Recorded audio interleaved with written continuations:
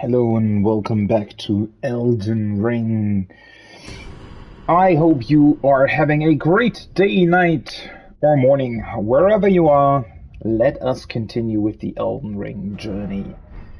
And let's see what we can find in this peculiar river that we found. And almost like another world plane, magical plane, whatever you want to call it. The Ziofra River. I was absolutely blown away by this yesterday. And it's still, yeah, it's just kind of crazy to me. I just don't really know what to make of it. Because it's so insanely big and, well, yeah, just feels like an entirely different world. Also, the fact that this place is so open makes it hard to think about where I should go next. So I got an item that was back here. We fought a couple of spirits. Well, one good thing from it being so open is definitely that, well, we can just sort of freely explore, I guess. Just try and grab all the items that we can and all the special stuff that's here without necessarily having to worry to really deal with everything or find everything or do everything. Although I have to admit that it's definitely not an easy decision in terms of where we should go first. I mean, there's something there that caught my eye yesterday when I ended the stream. On the last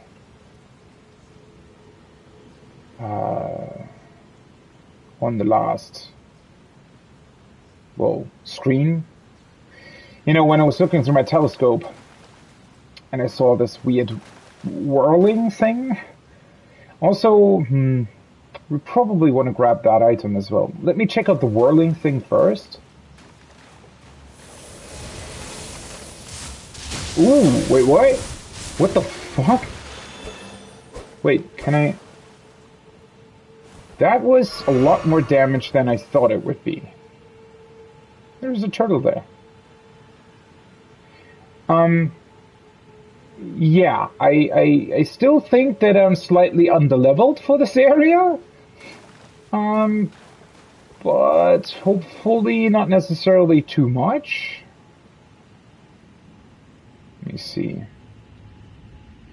I wonder what this is. It almost looks like some sort of teleporter, doesn't it?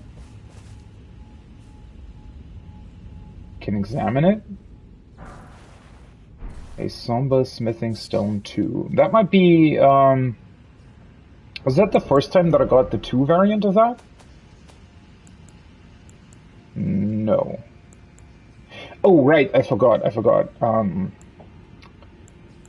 For the special armaments, you only ever need 1, but you need the upgraded version of the stone for the next level.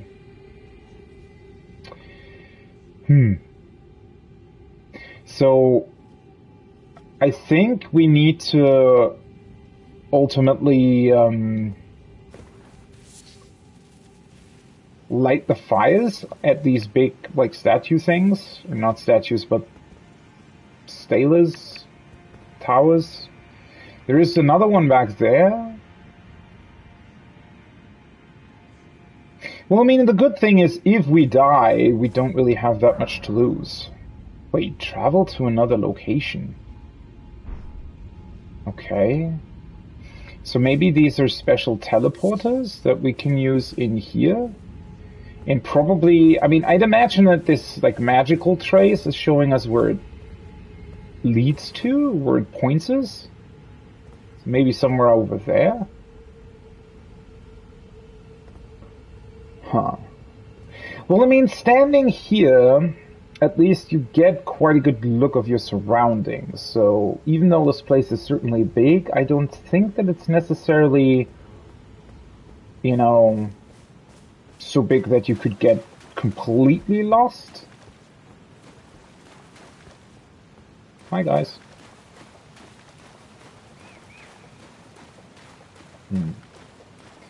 This looks certainly interesting. Ghost glove word. Another item over here.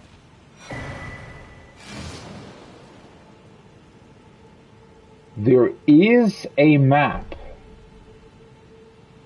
Okay, well that makes this whole thing a lot more interesting. Okay. Well, I was wondering about that, right? Last time, since the map was grayed out. Or rather, well, it was darkened, right? The overworld map, that is. So clearly there was something special going on. But I guess now we can probably switch between the two maps. Let's see, where are the map pieces here? Siofra River. Map of Siofra River and environs. Two great rivers flow beneath the lands between, the Siofra and the Ancestral. This vast region is said to be the grave of civilizations that flourished before the Earth Tree. Wow. Okay, so I wonder what the meaning here is, because I mean, two great rivers, isn't that somewhat of a theme in the Old Testament? I don't know if it's like derived from that or if it's something completely, I don't know. I think rivers in general and like two rivers or this theme often plays a role in creation history of certain cultures, I think. So we have two great rivers. Two great rivers beneath the lands between. Already obviously weird, or not weird, but definitely a couple of questions that are probably difficult to answer. So I think I'm sort of right in my assumption that this is somewhat of a different realm. Almost like a, well, not a vision, obviously, but as if the past state of the world was sort of frozen in time and then just placed beneath the current world. Siofra and Ancestral. So, well, it seems to be somewhat, I think we can make a pretty good guess that we'll be able to get to the Ancestral as well at some point. I was speculating yesterday that there might be a couple of different access points to this region throughout the world. And I was sort of right on that, right? So there are like two different rivers, and I guess probably two different access points. Maybe each of these rivers has like two access points, might also be the case. The rivers themselves, at least judging by the map that we can see on the picture here, even though obviously we're going to take a look at the proper map in a second here, but just judging by that, it looks like the two rivers themselves aren't necessarily connected. Grave of civilizations before the Earth Tree.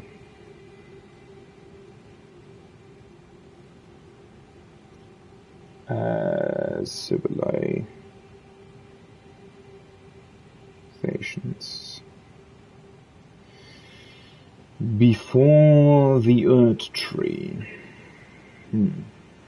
At least giving us a rough outline here. We know that dragons once roamed this land. Obviously now we don't really know. I think yesterday there was an item.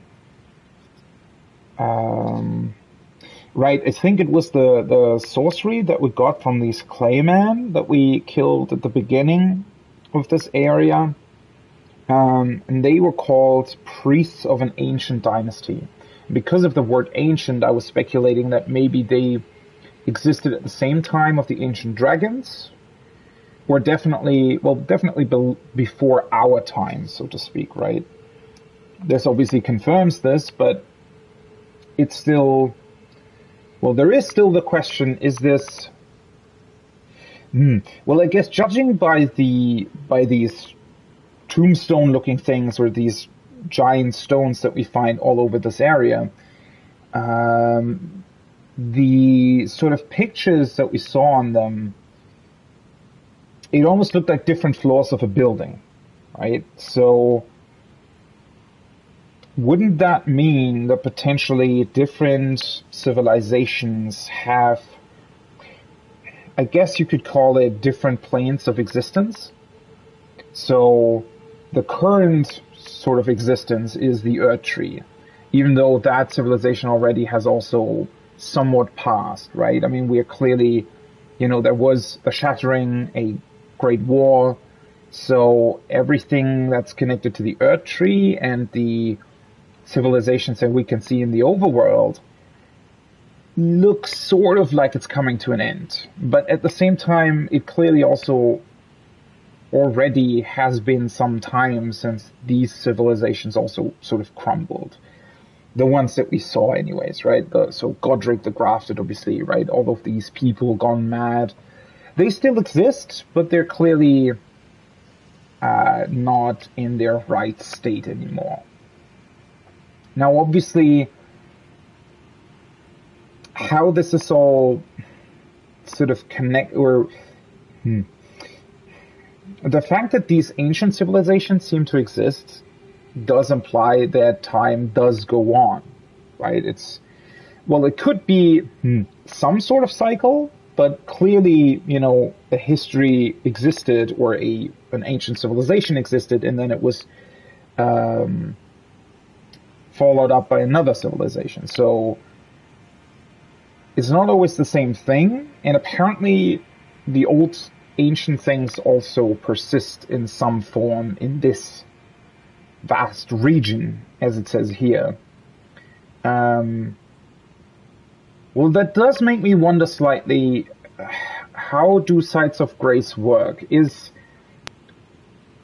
Are they just truly checkpoints? But the fact that you can sit down at a site of grace and it will respawn all the enemies, I wonder if that's truly just a gameplay mechanic? Because I think in like Dark Souls, wasn't it somewhat of a, I guess, like a multiverse, or somewhat of a multiverse theory, that every time you sit down, you're essentially on a different, timeline of the multiverse or something. I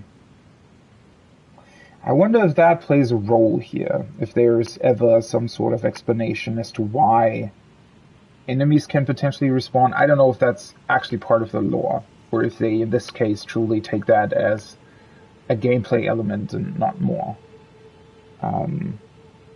Although that question doesn't necessarily have anything to do with this here. I mean, it does in a way, but not really.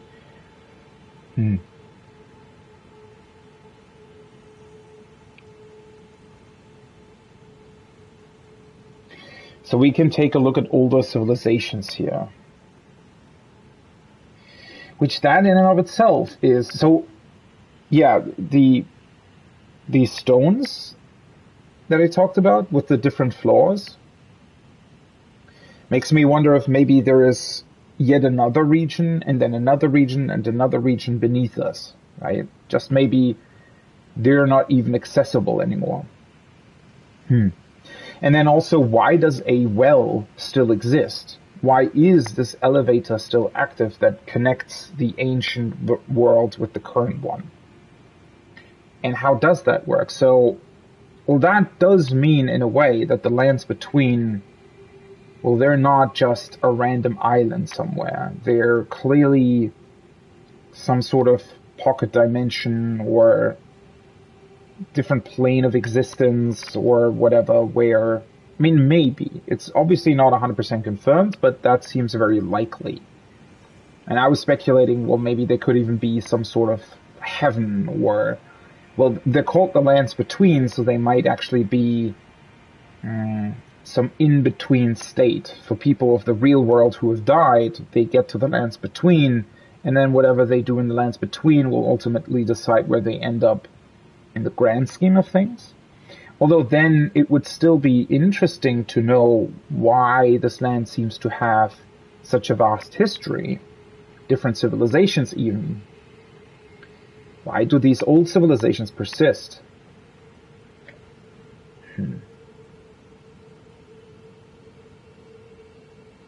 And who were these old civilizations anyways? I mean, we've seen these weird claymen. Are they actually a civilization, or are they a product of this realm?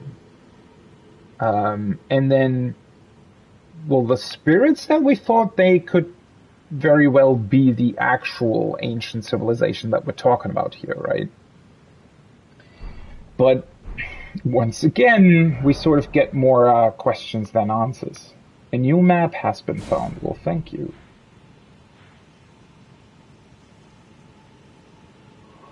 Aha! So it sort of gets layered over or under. So I can switch between the two different planes. Which, interestingly enough, does now allow us to teleport back and forth between the two, apparently. Ah, that's great. Okay, so we don't have to take the elevator every time. I was wondering about that. So they essentially just make you, or force you to collect the maps. Also, one thing that I didn't quite catch, but I think that's actually quite interesting, because I thought I had a couple more clouds here. So maybe they got removed because we're sort of, in the underworld. We're walking towards this place. That is very interesting. It's also very interesting that they actually sort of show you, I guess, what would you call this? Like, they're actually showing you the physical space, I guess, that this plane is taking up. So you can almost compare it to the current world, right? Okay. So this is where we started. That's where the elevator is, right? It's right beneath the Siofra River well. I wonder what this is, though. Maybe that's just not really accessible. It's just a...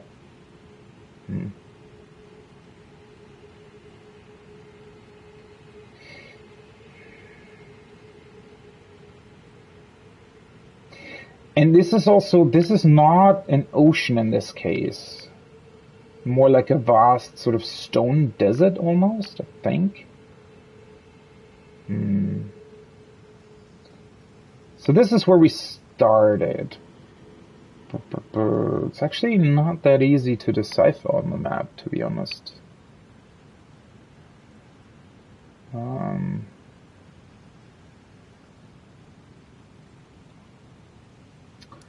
Although it almost looks like you potentially would be able to go here, right? I wonder why it's laid out like this.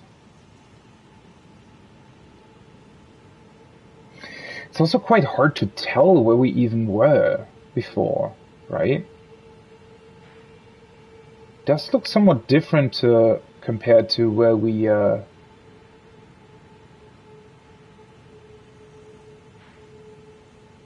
went, doesn't it?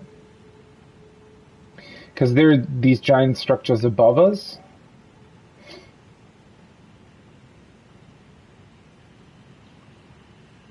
It just kind of looks different.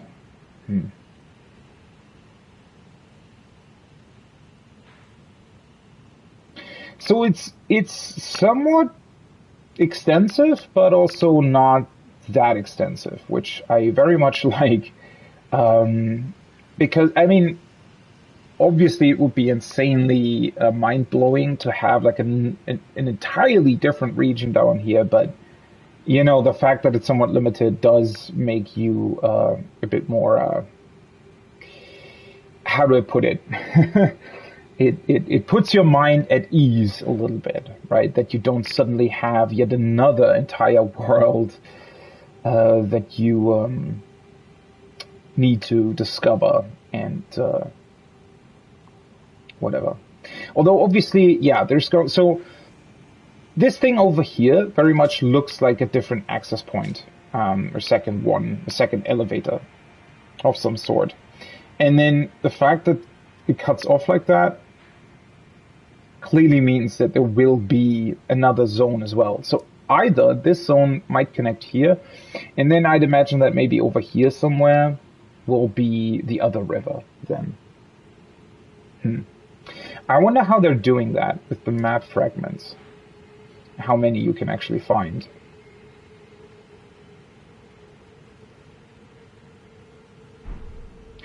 Well, I mean, that gives us a much clearer outlook as to what we're up against.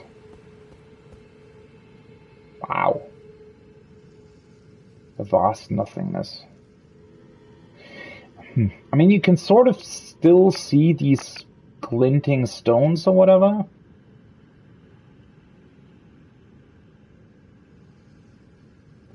Yeah, it looks very surreal, doesn't it? I mean, it somewhat looks like a cave ceiling, but at the same time, it could very well be almost like a dimensional plane, sort of. I'm saying plane a whole lot, but like almost like a large sort of carpet or cape or whatever that's sort of laid over this world, right? I do want to take the elevator up at some point again, just to check whether or not there were some sort of visual elements that might tell us a bit more about how this world works or how it might be connected. Also very interesting that the civilization does seem to be somewhat peaceful, right? I mean, obviously they do react when you get too close, right? And they do attack you in that case, but otherwise they're just collecting stuff, right?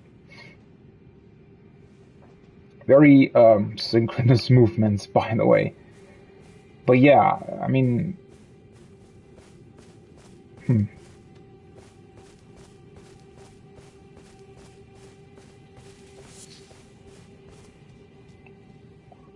So I think, unless there's like a boss or something where the game forces you into combat, I am going to try and somewhat, keep...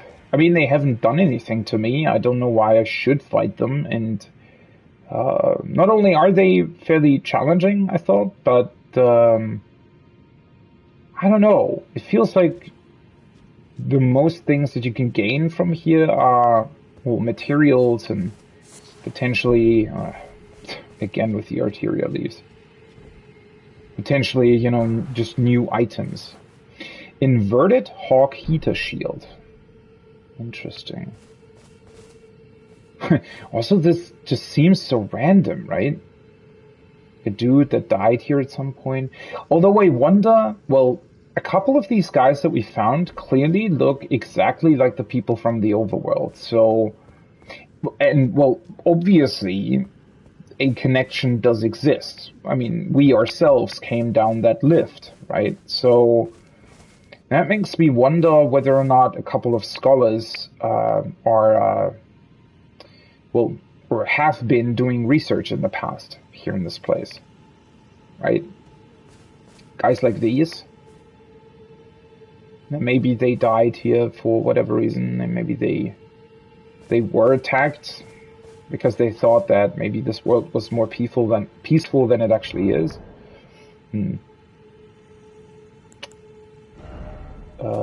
Let's take a look if the shield gives us anything new. So it's pretty much the shield that we're using, just with a different symbol on it. That's cool. It has slightly higher magic defense, slightly higher fire defense, slightly higher lightning defense, and just a little bit less holy defense. So I might actually want to switch to it, huh? A medium-sized metal shield, easier to handle than a kite shield. The inverted hawk is the emblem of the company of slaves ordered to explore the Eternal City. The inverted hawk is the emblem of the company of slaves ordered to explore.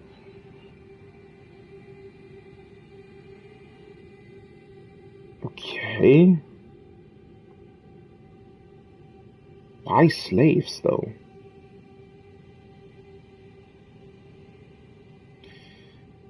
Symbol.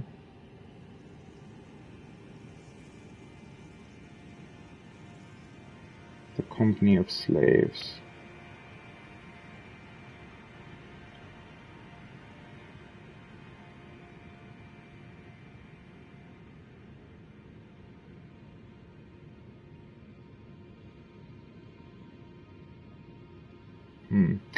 Now I'm wondering, so the map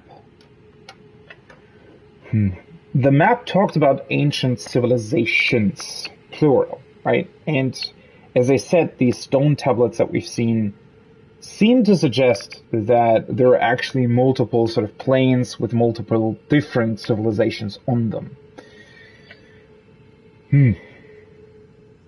So now there are two different possibilities. Either the name Eternal City specifically refers to one of these planes, the one that we're in, specifically here, right? These white structures that we see could have been the Eternal City at some point. Or maybe what they mean instead is that the Eternal City is what people refer to as this whole thing, right? So both rivers and all of these ancient civilizations, all of these planes together make up the Eternal City. Obviously, we don't know, and, well, yeah, at this point we can't really say that much about the whole structure. It is very interesting, though, because, I mean, well, visually, this shield, I don't know how much sense it actually makes. Although, considering that we're using a Warhawk's Talon, having an inverted hawk as a shield might also be pretty cool, to be honest. I mean, it's a bit more, how do I put it? With the red, right, it's a bit easier to see, I guess, than the black and white one. And I don't know how much of a difference the stats will ultimately make. It's pretty cool, though. I mean, I like the aesthetic in a way. It doesn't, well, it's hard to tell, right? It doesn't really fit sort of the clothes that we're wearing, but even though I very much like the dark coat, I wish we had more clothing options. So far, that was pretty limited, because the normal enemies that you fight and the stuff that they drop isn't necessarily that good. And the only sort of really cool looking stuff, oh, for fuck's sake, I don't want to fight you. The really cool looking stuff, yeah, they're very passive, aren't they? Cool. The really cool looking stuff is usually, unfortunately, Old Fang. Or it has been so far anyways, very weighty.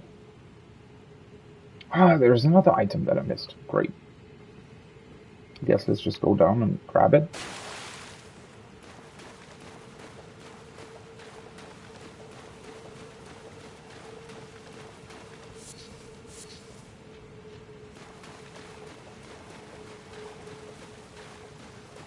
I do very much like that they seem to be doing a bit more in terms of platforming here, which so far, even though you do have the jump button, hasn't really played that much of a role in the overworld. I mean, there has been a couple of sort of mandatory jumps here and there, but other than that,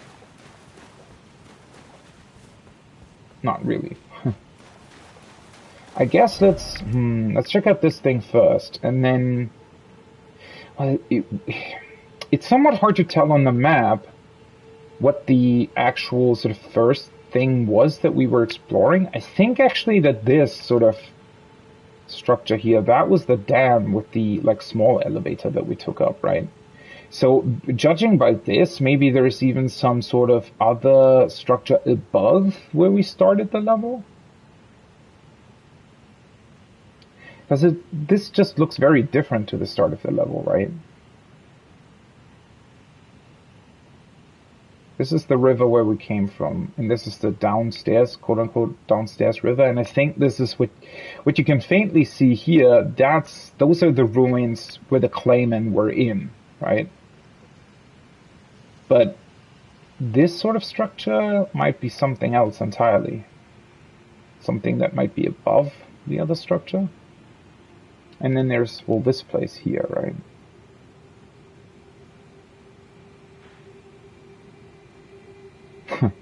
What a weird thing. Also, I wonder what the significance of this sort of dark structure is. Because the dark structure, that looks like rock, essentially, right? So there's a giant rock with this sort of map that we're in, like between that, and then beyond it is just this foggy nothingness.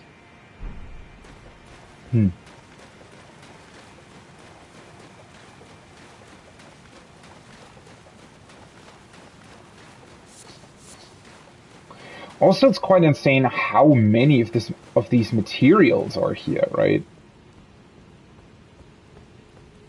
I mean, if you really need them, this is certainly a very, very practical spot to farm them.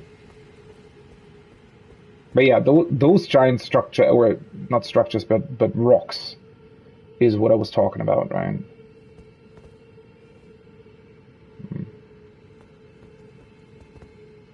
Uh-huh. Well, that does look looks like some sort of special boss enemy. I wonder if this is an actual boss room. Hollow Horn Grounds. Also, let me get a quick look at the item that we just picked up. Old Fang. I think we already looked at this, right? Rarely seen specimen of Beast Fang. These multiple overlapping fangs grow from a single root. Perhaps they're a vestige of the primordial crucible. Right, the stuff about the primordial crucible we already read. It's just very hard to gauge what that even means.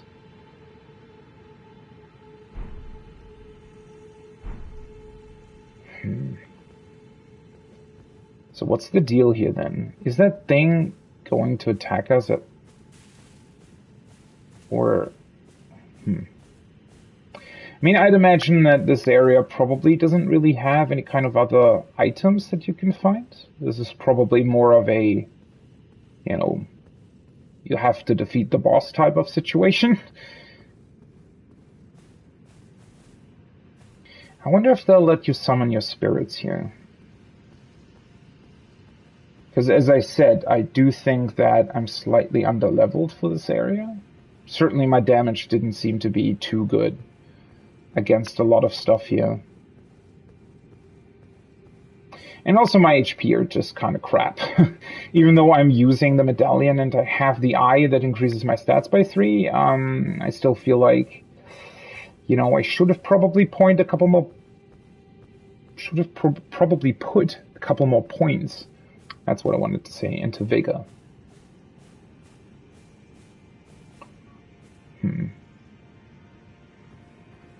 It looks like some sort of giant magical moose, doesn't it?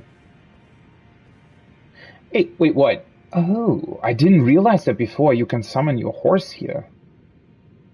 Well, I mean, considering that this is also like a proper world, I guess. Oh. You see that in the distance there? Okay, so there are structures that are extending from the ceiling. So, almost as if you can sort of flip this place the other way around. Very interesting. Does remind me a lot of the anti-tower in Final Fantasy XIV. which also represents a way to access sort of the planet's core and ultimately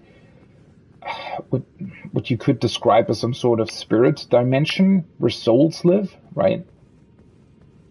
And to a degree, this seems, you know, at least somewhat similar.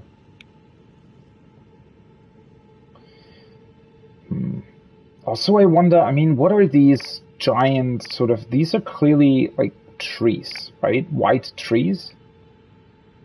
They could be former parts of the Earth tree or something. I just wonder, well, if this predated the age of the Earth tree, what does that mean exactly? I guess the tree didn't even exist at that point, but the tree is very much linked to, I guess, well, not necessarily life force, but certainly, well, memories and all that kind of stuff. So, what does that mean for the world if, at a certain point, the tree didn't necessarily exist at all?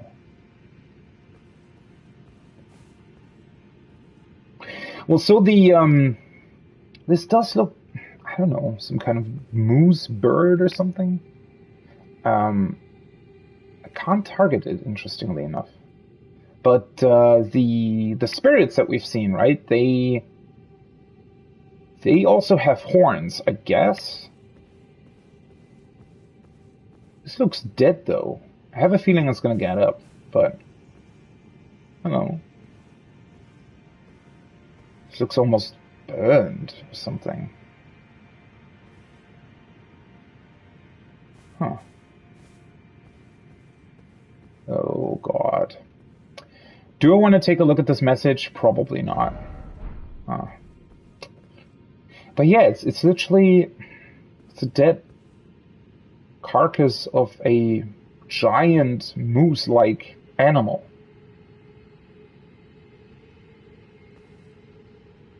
What's the point of this entire thing then? I mean, why is it specifically here? It doesn't necessarily even look like this place was originally for this thing. The color of it is just really interesting. I mean, obviously it's dead, but it still looks like it was sort of very dark skinned potentially.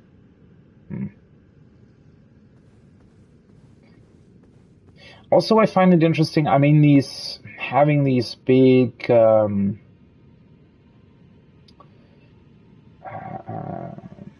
what would you call them? I called them stelas earlier, but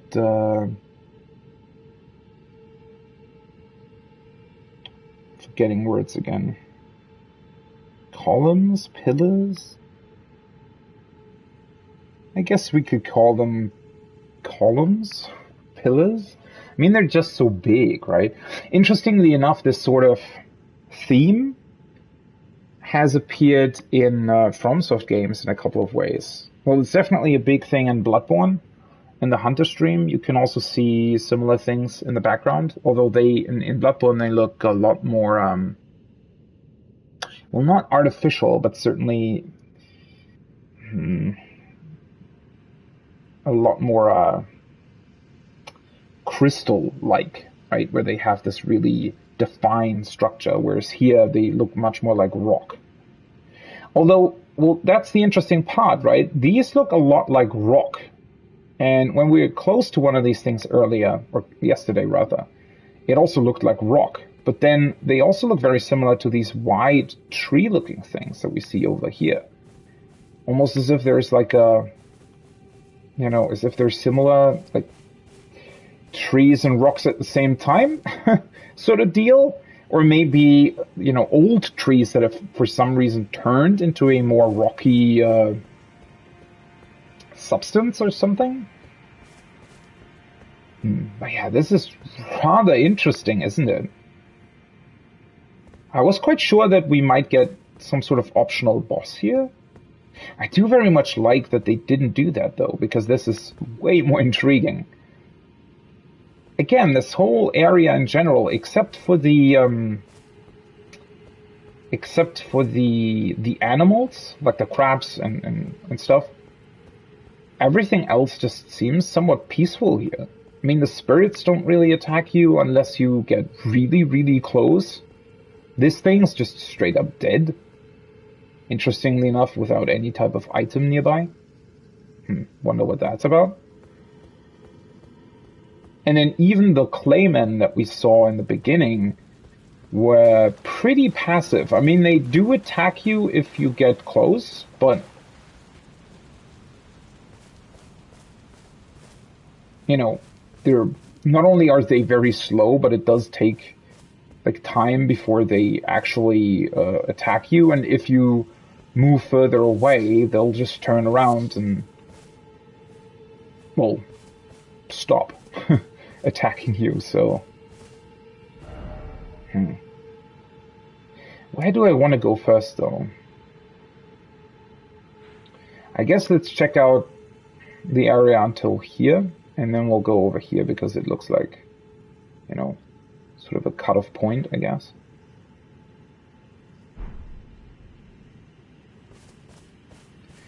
And yeah, sort of the question being, what do we even... Oh, hello.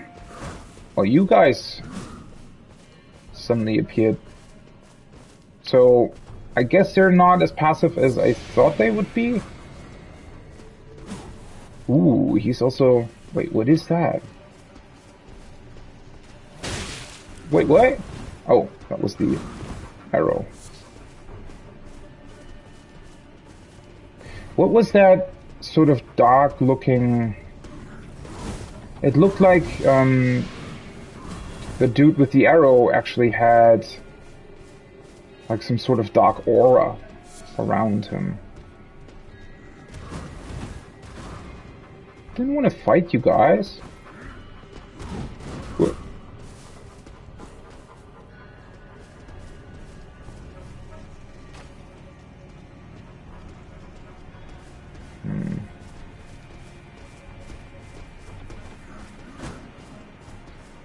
It's interesting that they spawn in... Oh, for fuck's sake, seriously? Or again, yeah, that... Oh, I think one of them is actually some kind of shaman.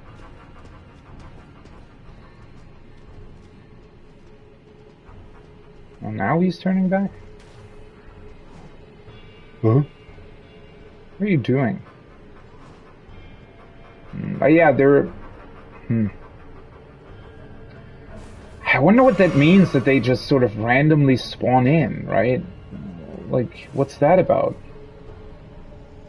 I mean, they do seem to be somewhat like spirits that are trying to protect this realm, but at the same time they're also, to a degree, passive?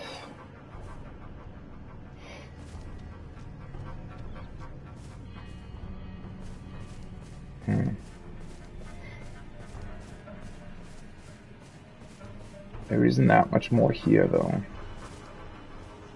The problem is that they're pretty powerful, I thought.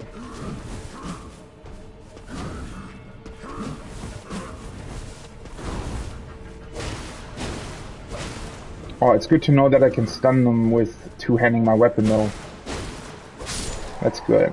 It makes it a lot easier to deal with them. I wonder if they can drop something.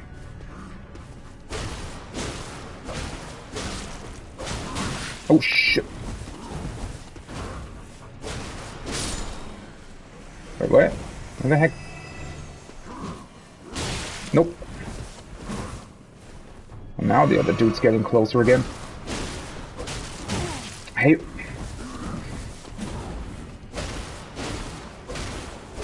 still sometimes don't really get the timing on certain stuff. It seems like sometimes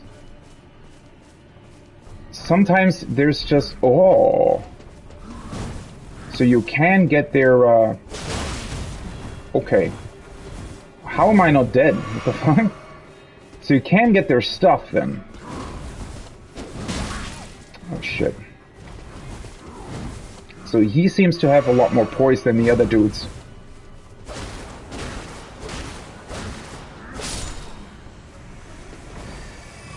Alright. I guess it is very good to know that two-handing my weapon is the way to go against them. Let's see. Weapon, weapon, weapon. Nah. Sheep. Ah, this thing. Jawbone axe. Axe made from a herbivore's skull. Weapon of the ancestral followers who disdain metal. Okay. This axe is more of a bludgeon. It forgoes a bladed edge, instead using the beast's molar teeth to buffet foes, dealing strike damage. Skill world strikes. Weapon of the ancestral followers who disdain metal. Ancestral followers. Ancestral followers. Well, what were they following? Something ancestral? But yeah, I mean, followers of what exactly? Disdain metal. I mean, is that...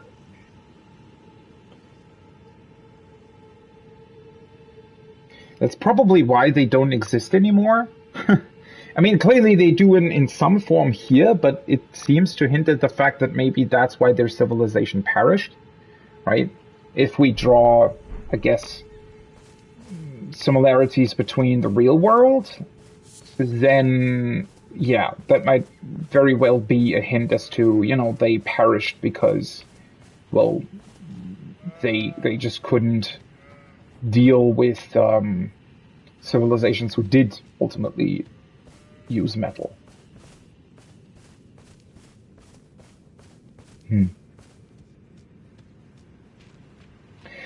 I do find it quite interesting that you can get the weapons from them, even though they're clearly in spirit form. But the items that they drop then seemingly... Holy fuck! That's insane, the damage that those things deal.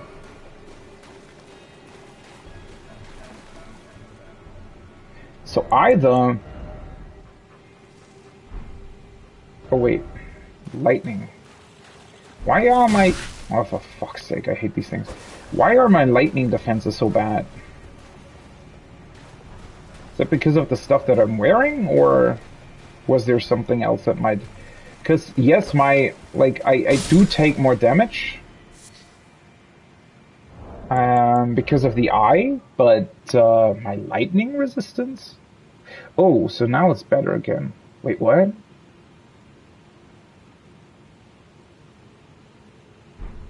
Huh, so I guess...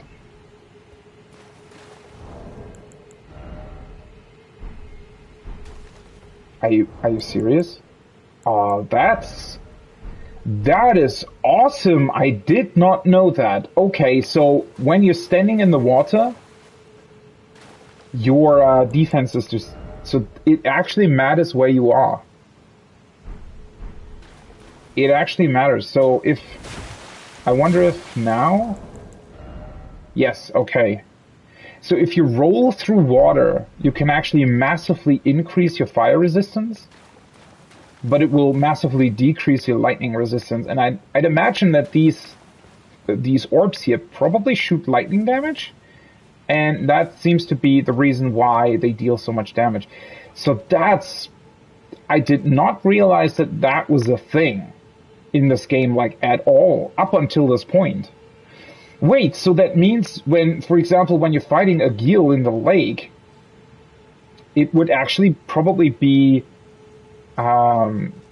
pretty beneficial for you to... No, they still deal an insane damage, though. Huh, strange. Well, I mean, maybe the difference isn't as big. I mean, now I have 93 plus 16 lightning def or something, and otherwise I have the base set 93 plus nothing, I guess, if you're rolling through water. So their damage in and of itself is still pretty big. Yeah, so the difference is, I guess, the difference is there, but it's not as big as I thought it might be. Although it's still very interesting to know, but because I do think that, well, obviously it will make some sort of a difference. If you're fighting a Geel and you're rolling through the water in the lake where you fight him, I guess you have a better chance of surviving his fire attacks.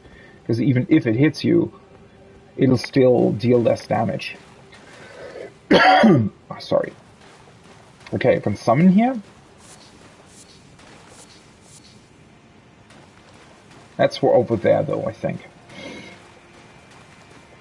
Or is it? No. Yeah, that's for over there. So yeah, the thing that we see on the map here, though, this whole entire structure.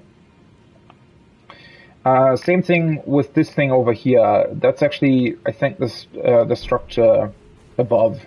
So what you can see there.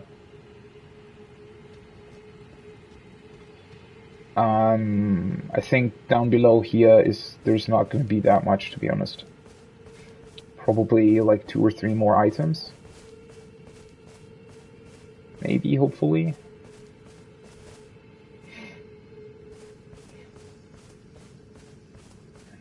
We have more of these. See, like from up close, I mean, the texture is a bit weird. I'm not entirely sure if it's just a low-res texture or if there's... like, it looks somewhat weird, doesn't it? Sort of like a tree, but because of the lower, what I assume is low resolution, it seems almost more like, well, yeah, like some sort of clay structure, doesn't it? Like a clay tree, maybe. Very weird. And this is what I was talking about earlier, right? The apparently different planes of existence, though. What's so interesting to me is, so first of all, right, we can see at the very top in the middle, it's kind of hard to see on this one, but there is a tree in the middle there.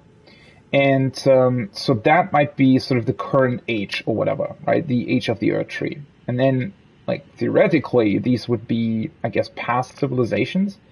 Weirdly enough, though, most of them just look like humans. So these beastmen, I think, would be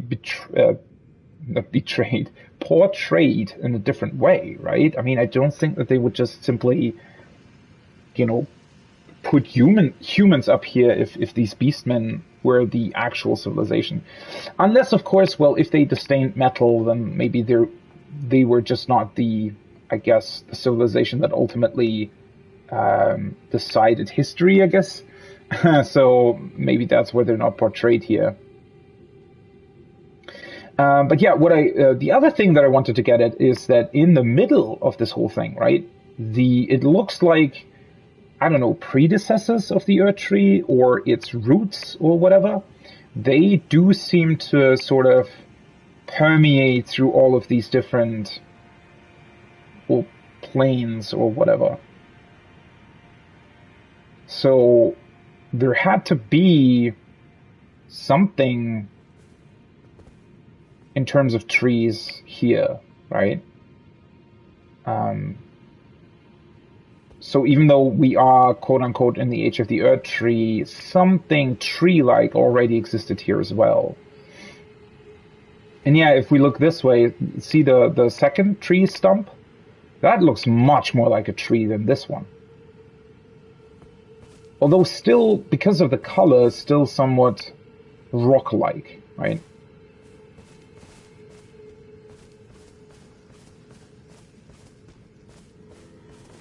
And then now he doesn't care for me at all, interestingly enough.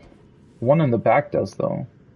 There is another item, and there is one of these, what looked like the things where we need to light the fire. Whatever that does. I mean, I assume ultimately we will unlock something, or, I don't know, activate something once we activate all the fire things. Also, I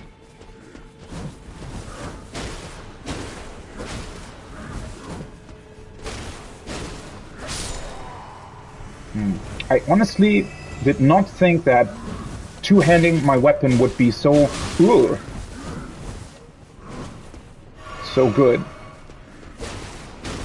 Doesn't always break their attack, though.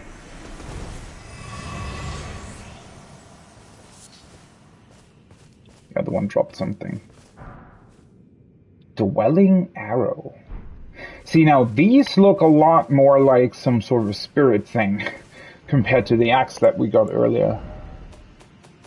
Arrow. Dwelling arrow. Or I forgot that it auto-equips the arrows. That's annoying. Whatever. Arrow in which the spirits of small animals are thought to dwell. Deals magic damage. Used by the master hunters of the ancestral followers. Spirits of small animals. Okay. I guess I'll write that down. So they use arrows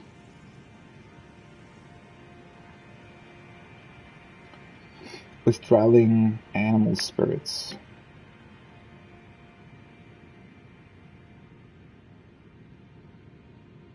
I mean, that doesn't really tell us that much. Just that, I mean, we can assume that also by, I guess, their sort of design, they do seem to be somewhat in tune with nature, right?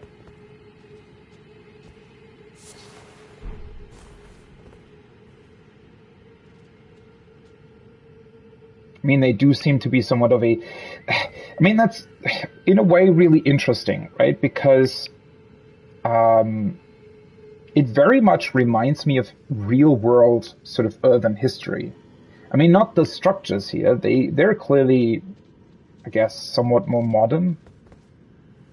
Oh, I thought something was attacking me. But these, well, horned guys, whatever they are, well, the ancestral followers, apparently, they seem to be, I mean, like, sort of gatherers? What humans were, like, 20, 30,000 years ago, right?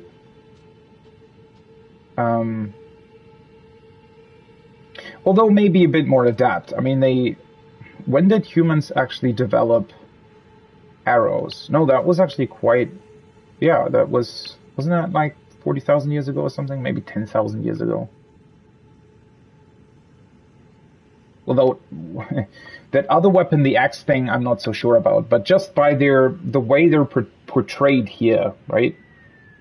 They do seem to be some sort of ancient civilization. Well, we do know that they are. I mean, something that clearly sort of is more...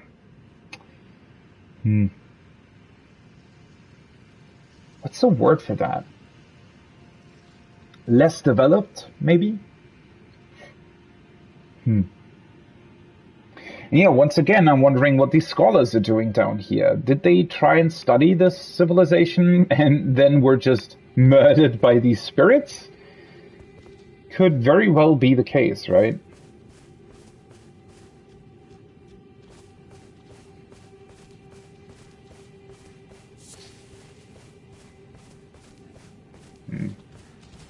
Why? What's up with him? He just doesn't care that we're here, or what? His glowing eyes, though.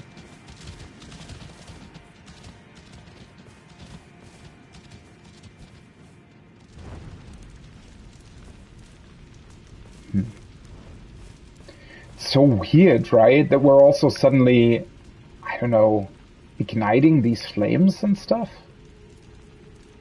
I mean, it's also interesting. I don't want to really fight him, although I guess it doesn't really matter, but...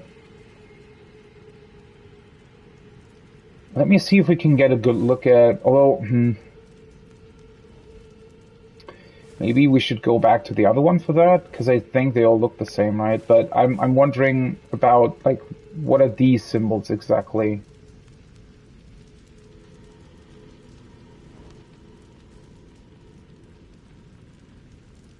I mean, it could be anything, really, right?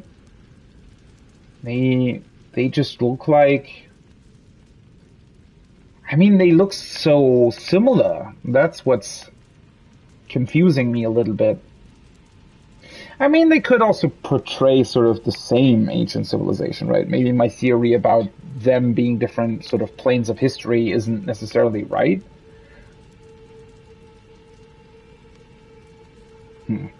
They might just, in general, portray whatever people built this entire sort of all of the stone structures, I guess.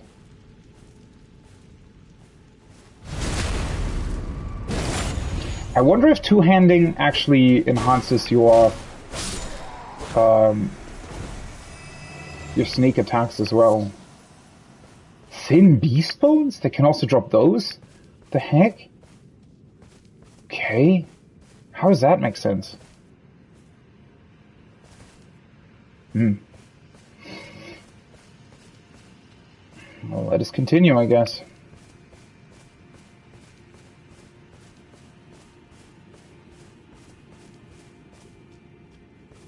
Still wondering about the teleporter, but maybe we'll find a second one, and I guess then it'll become clear what it's there for. Whoa! Where? Why do these guys suddenly appear everywhere, sort of out of nowhere?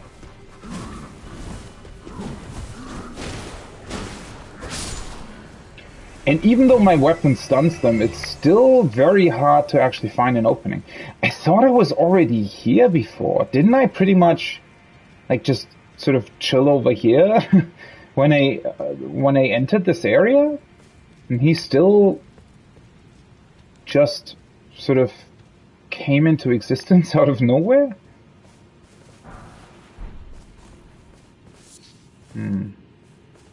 And yeah, the golden runes that we find on the scholar bodies. I wonder actually if that means that maybe the runes that you find, I mean in the overworld as well, right? You always find them in like graves or in those skeleton heads. So the implication there seems to be that well, you well, whoever that originally was, right, the person that died, apparently, not all of their sort of memories, not all of their runes, right, returned to the Earth Tree. And, well, now I wonder if maybe down here, would your memories be even able to return to the Earth Tree? Although, since there are sites of grace here, I just find it so interesting that, for example, back there, we can still see the ghosts, right? So once you come close to them, they stay. It's just that sort of originally they're just not here. So that's one of those crystals.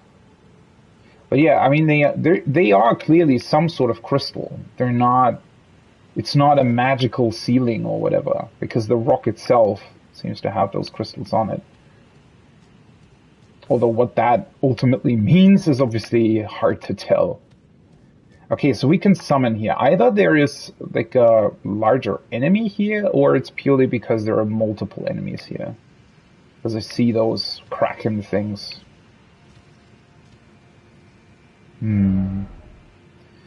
Okay, so that seems to be more of the sort of upper plane. So I guess I'll check out the lower floor first.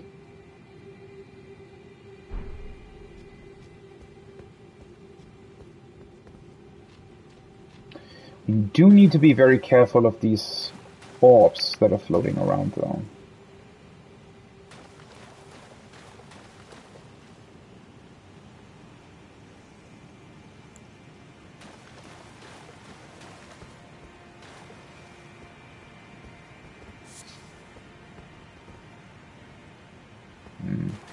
Ooh, suddenly there's a lot of these guys here as well.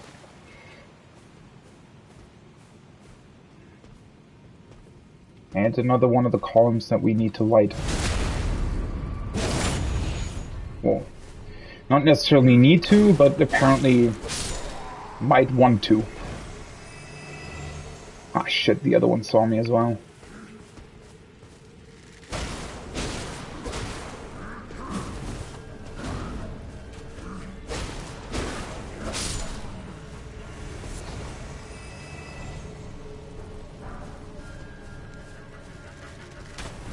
More of the arrows.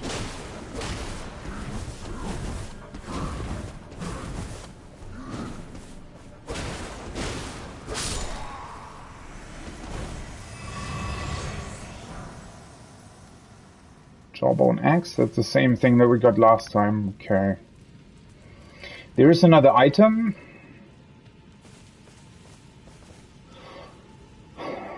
There's another item.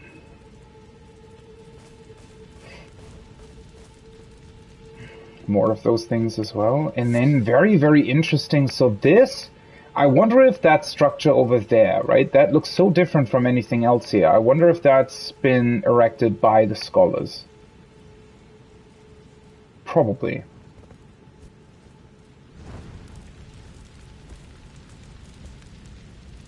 Guess there's the fourth one. Can we see them on the map maybe? Nah, not really. I mean, there was one here, another one here, another one here. I mean, it might be even more, right? Just judging by the size of the map, could be that there's like 7 or 8 of these things.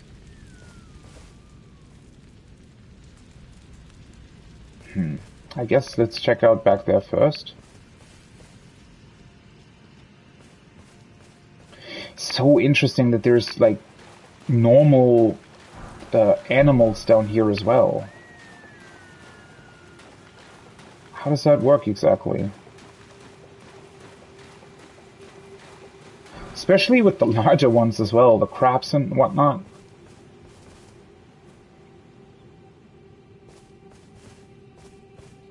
I do need to be careful though not to miss any of the items. Not that they is... I mean, most of these items so far have not necessarily been something all too special. I mean, obviously we got the map, right? But other than that, I don't think that we've necessarily found anything that's, you know, very, very unique.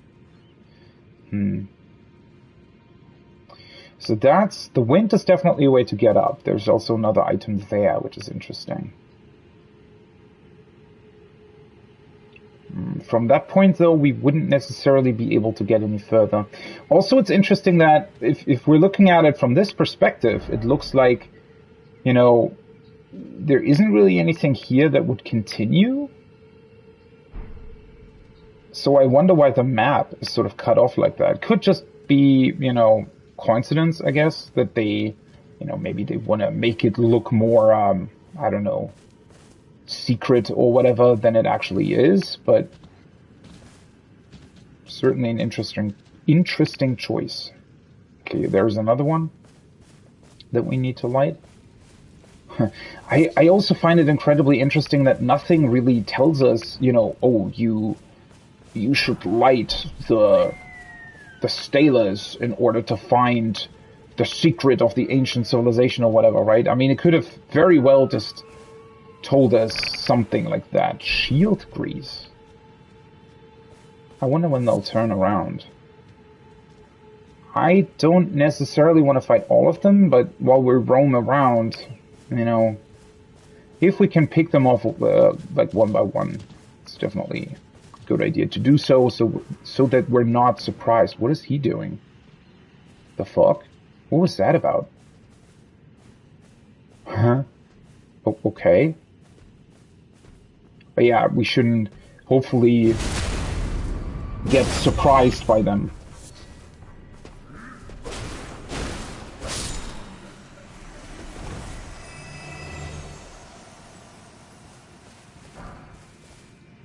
Fur raiment, okay. Another golden room. They'll just walk back, I think. There was another thing. Oh, right, so I wonder why two-handing my weapon actually makes them flinch. I always thought that that's sort of connected to poise. But the poise value, at least in status, doesn't change.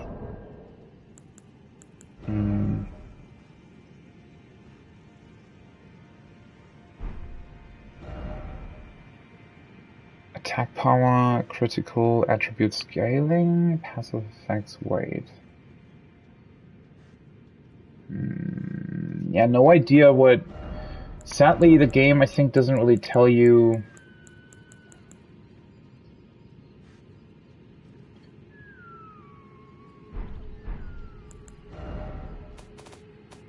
game doesn't really tell you what kind of value really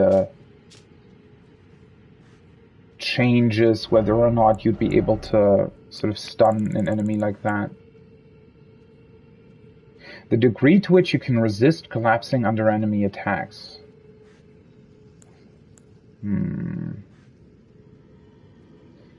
Well, yeah, so clearly two-handing my weapon does sort of increase the poise damage, I guess, that you're dealing to your opponent. So I guess, it's just a guess, I have absolutely no idea how it works precisely, but since my poise is 12, for example, if I take more than 12 poise damage, then I'm stunned, essentially, right, for a short period of time, or my attack gets... my attack animation gets interrupted. It's just that, sadly, there's no way to tell how much poise damage you deal. You have to test it out, which is... I don't know. I mean, the fact that you have to test it out, that's not a problem. It's just, you know, I would like to test it out with an actual sort of value in mind, so... Holy shit, how many of these guys are here? Are you kidding me? Whoa! The fuck is that?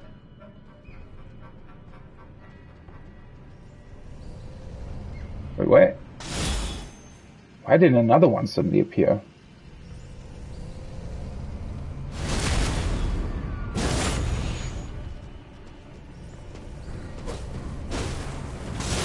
Oh, holy fuck, that arrow is a lot bigger than I thought it would be. Well, this is gonna be a problem. There's way too many dudes surrounding the fireplace. Okay, well, at least with the horse, we were able to get back there pretty quickly. But it is somewhat, I mean, you definitely need to be aware of where they can spawn, although it's kind of hard to tell because they, like, you need to be so close to their spawn points for them to actually spawn in. So you can sort of run into an issue where, I guess, you know, I'm still... Whoa! Well, that's my runes gone, I guess. Well, see, like, they spawn in, even though they were pretty far away. Also, did they actually always, like, summon those insanely strong arrows? Or shit, that's a bit of a problem.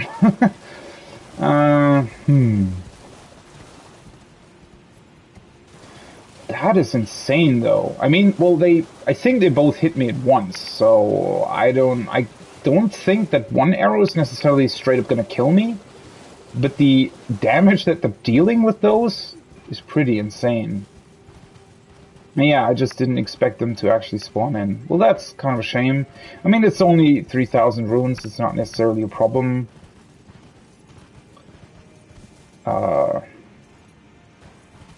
When or how did they spawn in, though? It seems to be somewhat inconsistent. I mean, he spawned in, yes. I was very close to him, but...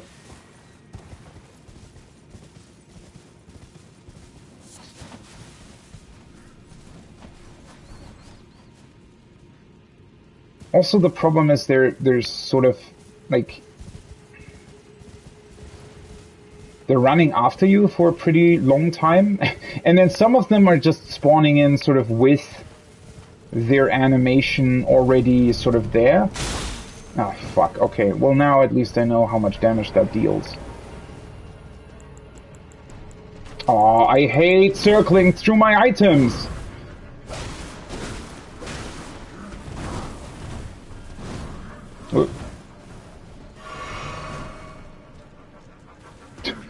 I just love how dumb it looks, having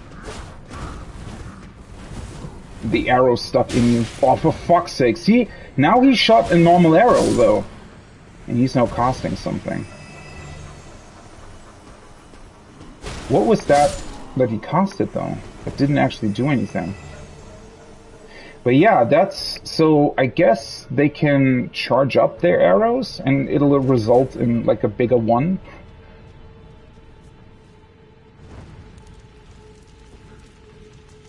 Okay, well I just wanted to light the flame, so...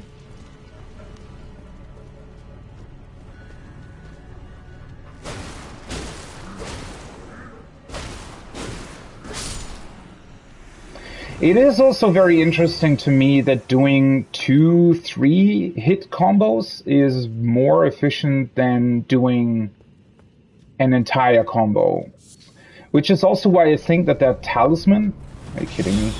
Holy fuck. That's why I think that that talisman that increases the damage on the last hit of your combo is actually pretty bad, isn't it? Because... Well, I mean...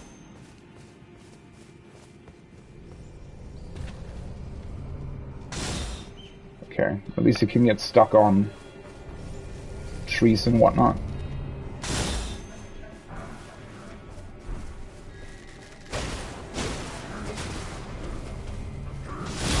Oh, for seriously?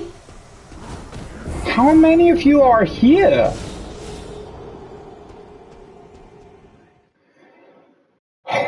Well, that is somewhat annoying. So, essentially, there's going to be snipers that can almost one-shot you all over the entire map without you really being able to tell when they spawn in or when or how they actually use their strong arrows. That's nice to know. Also, if you get too close to their spawn spots, they'll just stay there and shoot those arrows, even though you've long passed wherever they are.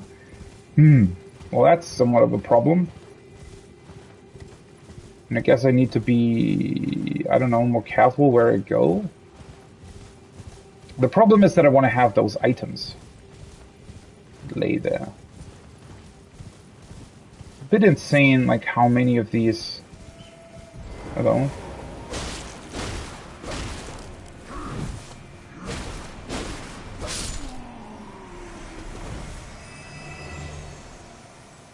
How many of these guys exist here? I wonder if... Yeah, see, he's just spawned in, even though I am sneaking. And there is another one of those teleporter bits up there as well. He's shooting normal arrows, though. Why? Ah, shit. Nope.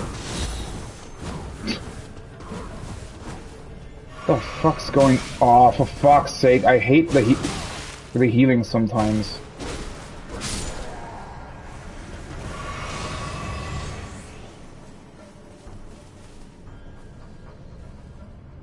I thought I heard somebody else shooting as well.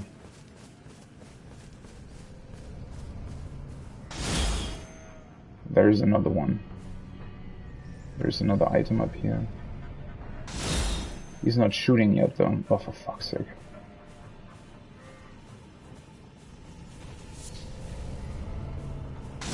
Ah! I pressed circle, but clearly too late.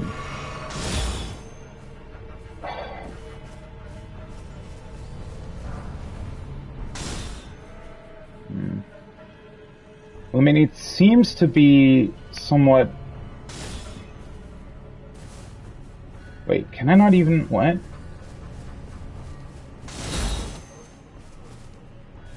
How am I... Oh, okay. Nah! I hate the timing on these things. Okay. Well, I was a bit lucky, I guess, because I love how these arrows are still stuck in you. Okay. I wonder if that's why they placed these teleporters here? In order for you to be able to traverse the whole sort of plane to this point without having to... Because, I mean, well...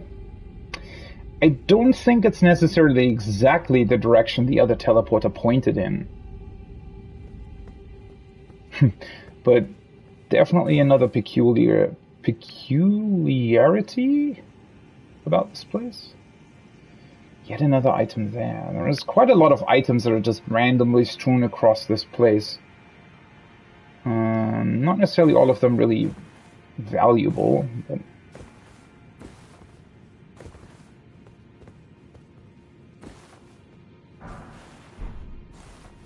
It's not a bad one, though. So there is another place here. We need to be really careful, though.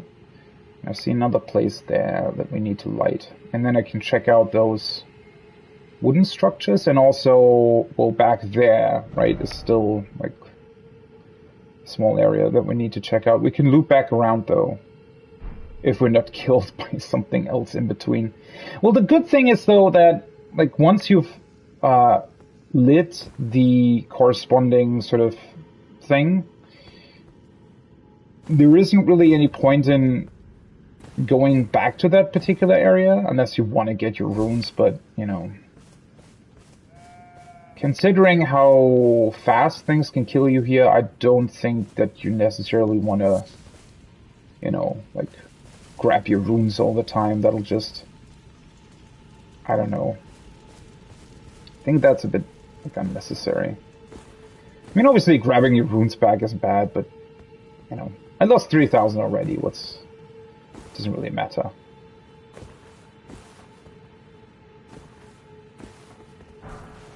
Interestingly enough, though, oh, well, that's a smithing stone 3, so that's not bad. But, like, overall, it's very hard to place. I mean, well, that's sort of been a running theme throughout the whole game anyways. The fact that it does seem somewhat difficult to place the, I guess... Where the fuck did you come from? Why are these guys suddenly there sometimes?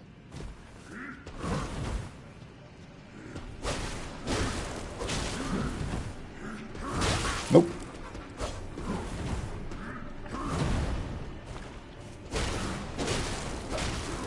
Huh? Shit.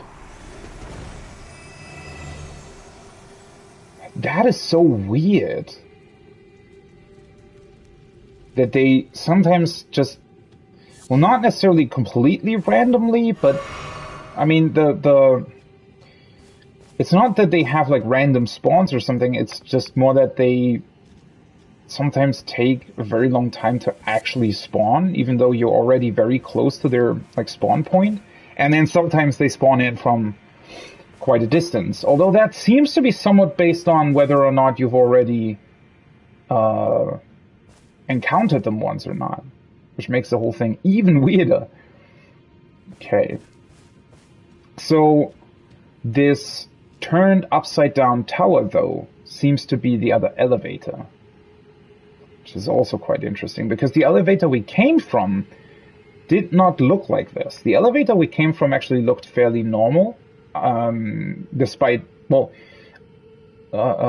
if you ignore the fact that sort of the structure that we came out of suddenly sort of stopped, right? And for the rest of the journey, we just, well, the elevator was sort of free-flowing, I guess you could call it. Whereas here, you know, I mean, I assume it's one of the elevators. The structure seems to be placed more or less directly above it, but it's a turned upside-down tower. Also, that structure is really interesting because, well, it looks normal from here, but then there's also a couple of elements that are turned around. And also, architecturally, this structure and also that structure, even though it's not turned around, does look somewhat different to these, right? I mean, maybe it's just because they're supposed to be an entirely different building, but... I mean, these structures look very Greek, I would say, right? Greek, maybe Roman... something like that. But then those structures, don't they look more like Gothic style structures?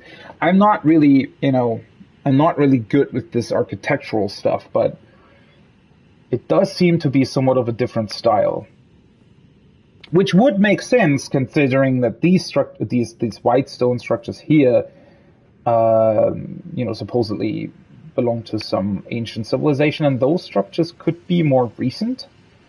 Which might also be why they're turned upside down, right? Because they're not as ancient or something. If that's even really connected in this case. Oh, hi. What? See? Like, that's weird, right? Wasn't I pretty much standing on top of one of those guys the entire time?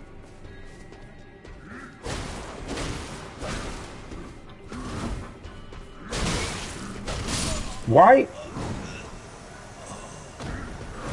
I think he was two-handing his weapon, maybe that's why. Oh well. As I said, I'm not too concerned about the runes. I mean, yeah, sure, it's, you know, over the course of the entire plane, it might be somewhat close to an entire level or whatever that I might lose, but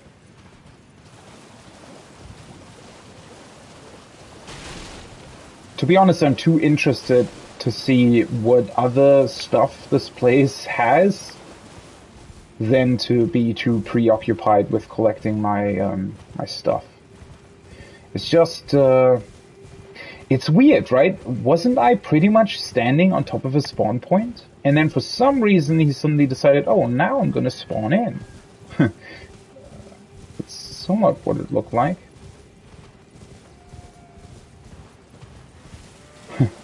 Also the random sort of animal cries throughout the whole thing. Okay.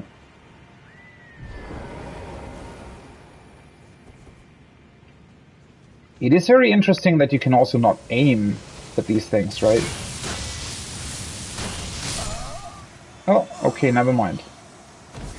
That was weird. I thought I only heard 3, what are they called? I only heard it hit my shield 3 times, but I got hit 4 times, I think. Maybe one of them just randomly hit my legs or something.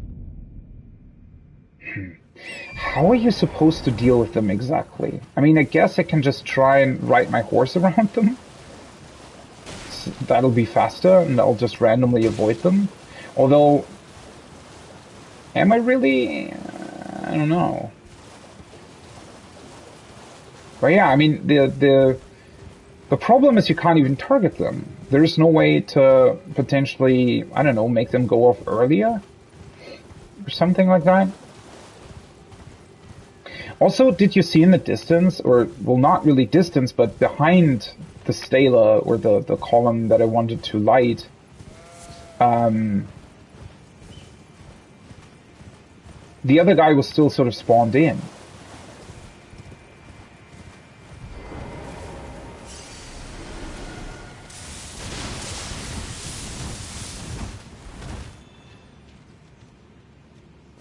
See? That guy in the bushes over there, he's still there.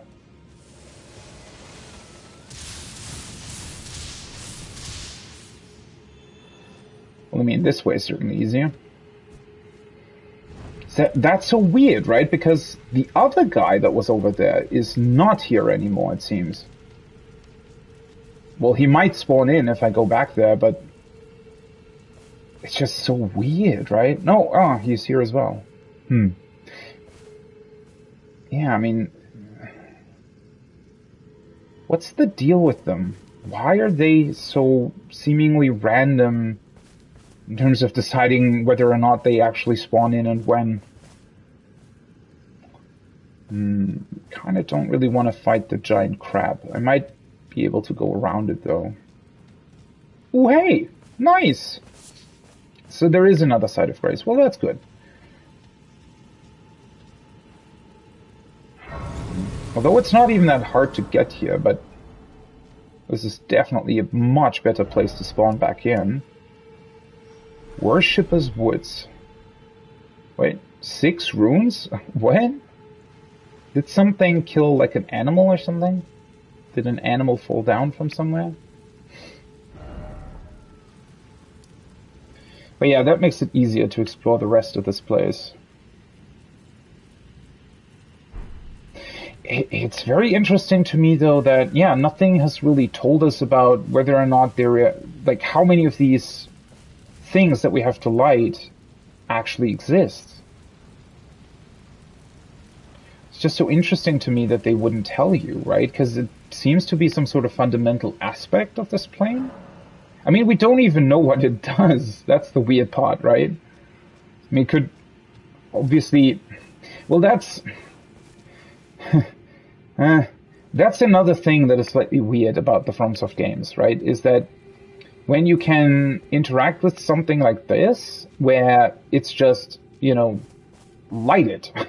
And that's pretty much all you can do. And you also can't, like, undo your action. And, like, why? Oh, that is interesting.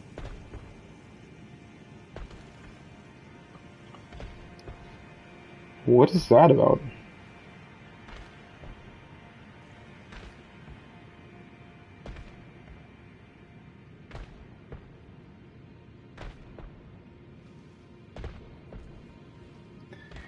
Since they're called worship as woods, maybe that's their way of, maybe that's their way of worshipping something. I see. I think that's a white scarab back there.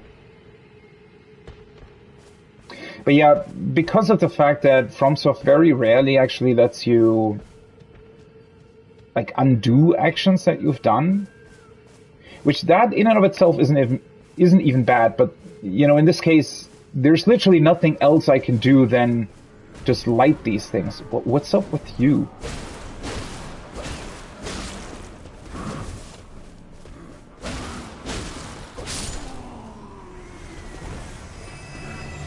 I find it so weird that they, in this case also, they just...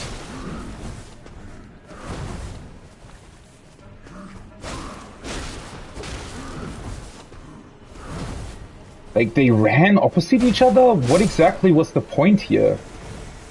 Why are they spawning in and instantly attacking nothing?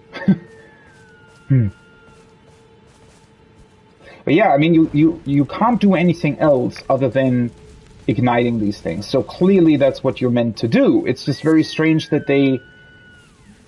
You know, first of all, it's kind of disappointing that you don't have a choice. Aw, look at them. I think they're... Are they waiting for him to feed them or something? They probably were, huh? Well, I mean... Don't worry, little guys. As soon as I rest at the side of Grace, he's going to respawn anyway, so... No harm done. But yeah, that's... I don't know. I mean, you just light the fires because you know that's what they want you to do. It's just that... But why, right? It would be much cooler if they... Well, first of all, if maybe there was an actual choice, right? Lighting them might do something, and not lighting them might also be a good choice. That would be kind of cool, to be honest. Although, you know, they don't necessarily have to have a choice. I do wish that, you know, in these particular cases where they don't give you a choice, though, I feel like it would be somewhat cooler to have an explanation, right? So, something along the lines of, oh, hey, you know, in order to reawaken the ancient civilization, you have to activate the 8 fires of existence or whatever, right? Well, I mean, that might not be enticing, to be completely honest, considering that might... I mean, that does sound somewhat ominous as well, right? What where the hell did you come from?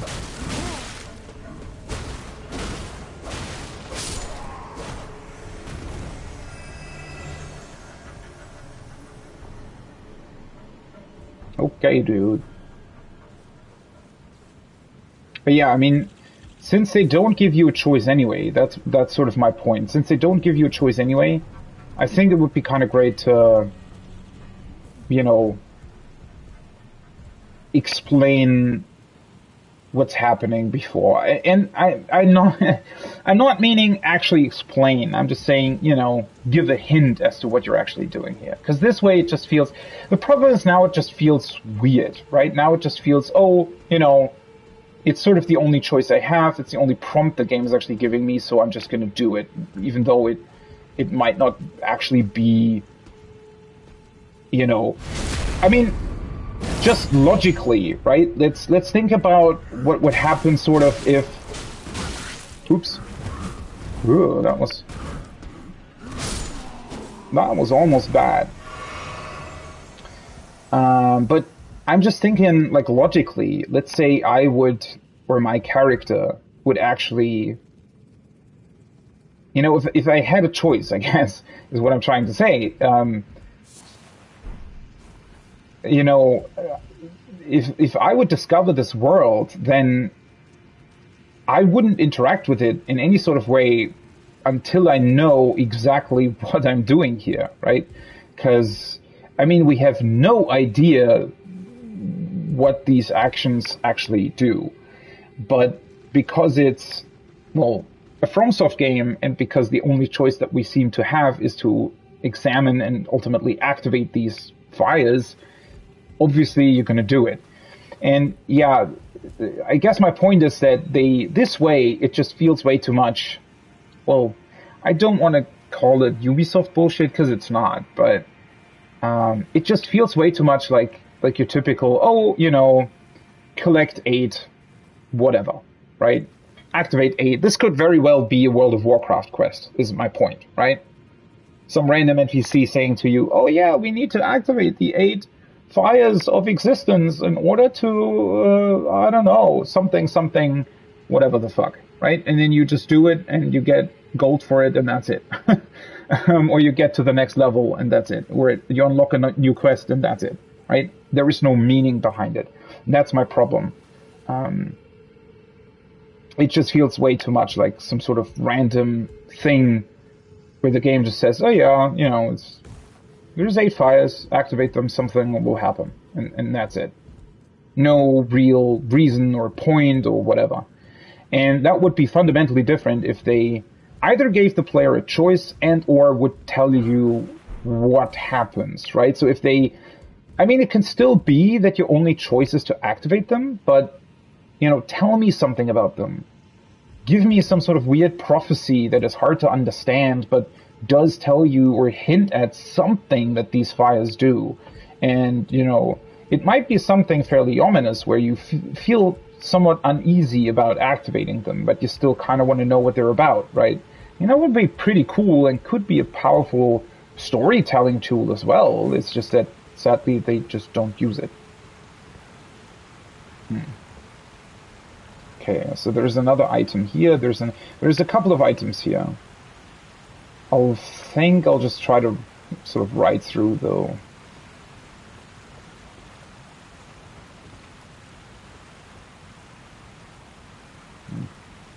But yeah, this entire structure, like the wooden structure and this place as well, clearly seems to be some sort of research camp that the scholars that apparently came down here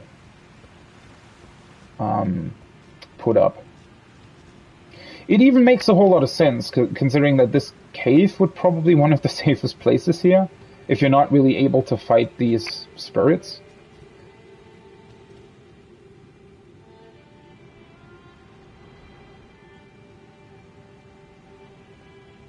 Why is there music? The fuck is that about? Oh, hello. Wait, isn't that one of the merchants? What the fuck does that mean? How did you get down here?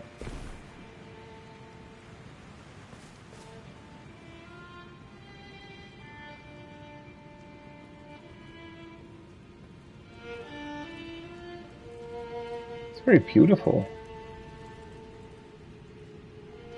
So he's wearing purple, although his head is black. Hi. Oh, a customer.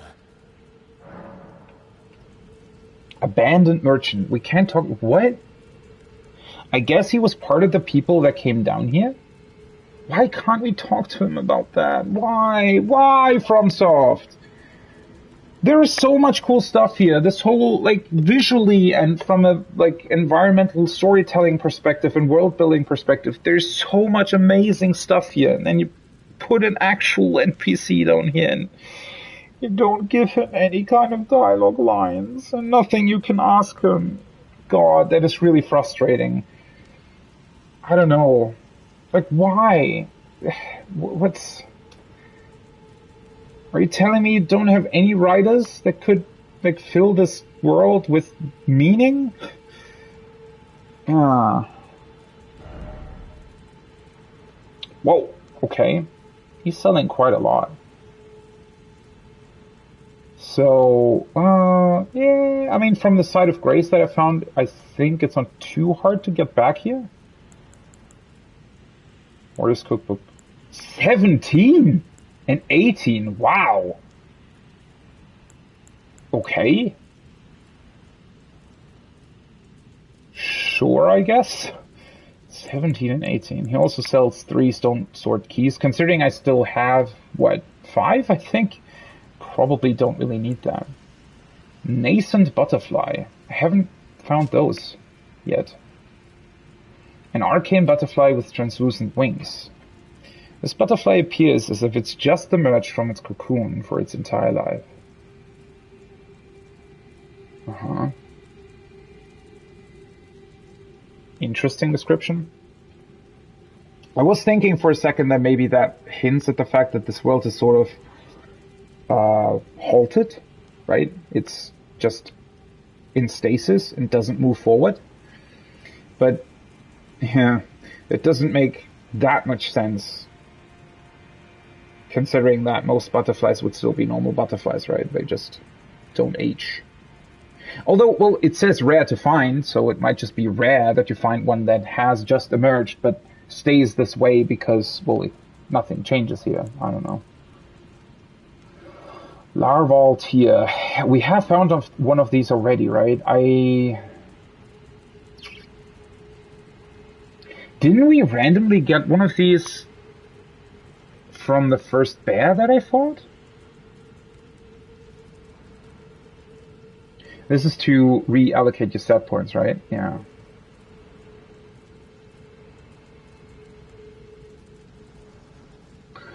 Ah, right. So we heard about Ranala, the Queen of the Full Moon. I wonder if that refers to the moon down here that we heard about? Although that had a different name, technically.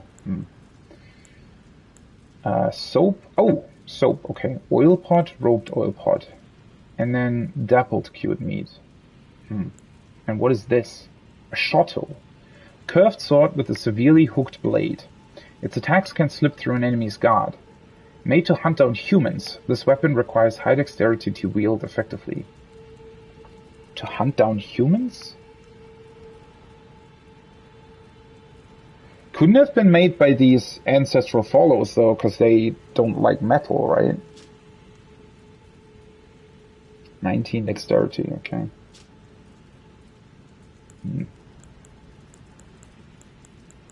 So the stuff that he sells doesn't tell us too much. I wonder... I mean, I could just sell a bunch of stuff to get the cookbooks, right? Should probably do that, to be honest. Oh yeah, I can sell one of these. I don't really need 2 of them, I think. I could even sell... Obviously I won't, because these seem to be fairly unique, but this one, for example, enhances final hit of chain attacks. I don't think I'll ever use it, so... eh. But yeah, let's sell one of these. That'll give us this one. And then I need 5,000 more.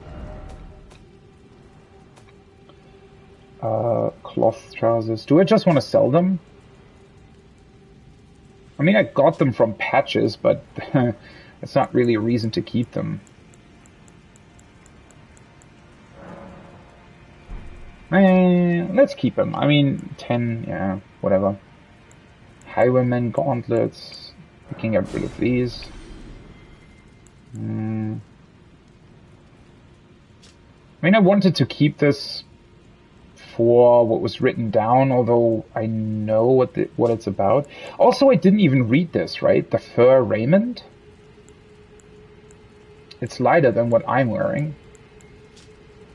I'm definitely gonna keep this. Raiment fashioned from a bristly pelt, worn by ancestral follower warriors. The ancestral followers keep their distance from the earth tree, awaiting new buds.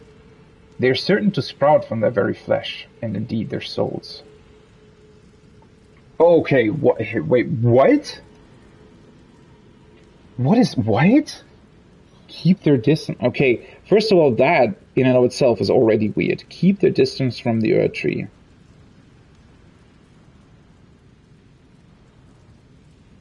Because that means that the earth tree already existed, even though the, I guess, age wasn't really considered the age of the earth tree.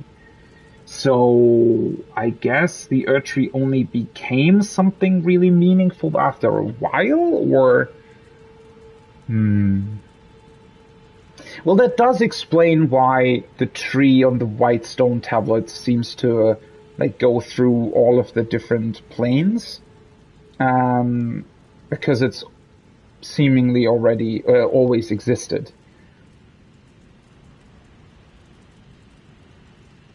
Buds? Those are like seeds though, right? A bud? Yeah. Awaiting new buds.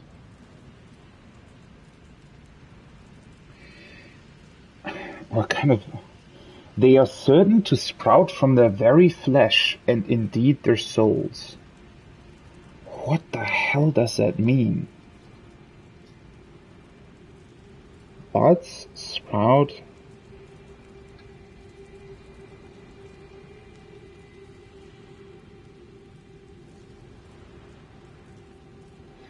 So are they...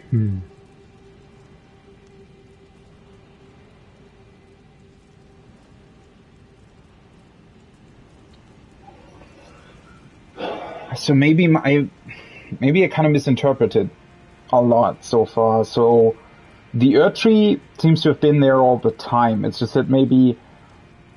Well, what does this mean exactly? They're certain to sprout from their very flesh. In this case, that seems to be like... seems to be referring to the ancestral followers. So maybe because they're so close to nature, they themselves can turn into new trees? Is that what it's trying to tell me?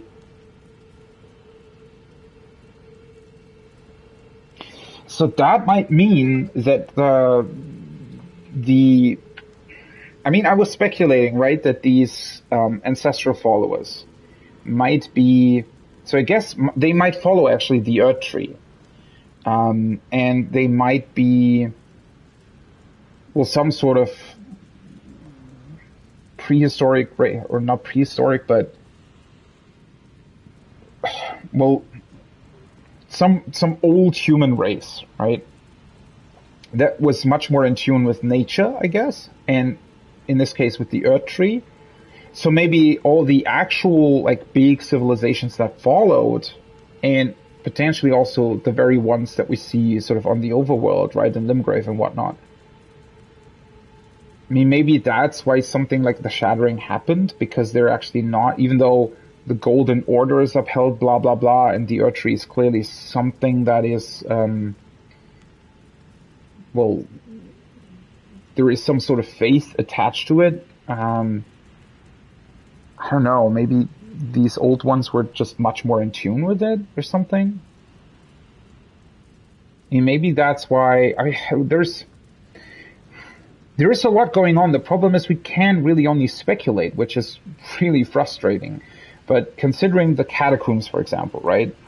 I was already speculating that maybe they wanted to become part of the Earth Tree, but because like the way people behave in the quote unquote newer times, I guess, or current age, if we want to call it that, the current age of this world, maybe humans aren't really that close to the Earth Tree anymore. They try to be, but maybe their actions somewhat distance them from the Earth Tree itself, right?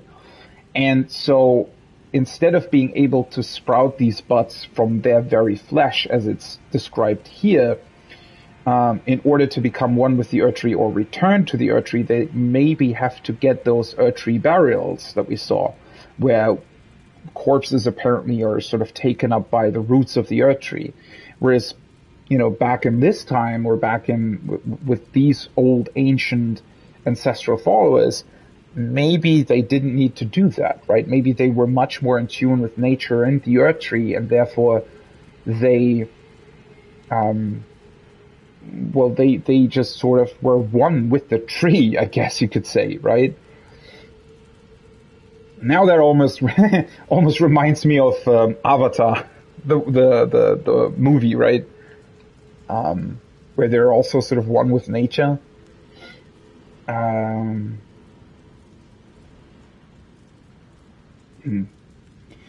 What a weird and interesting description in this case.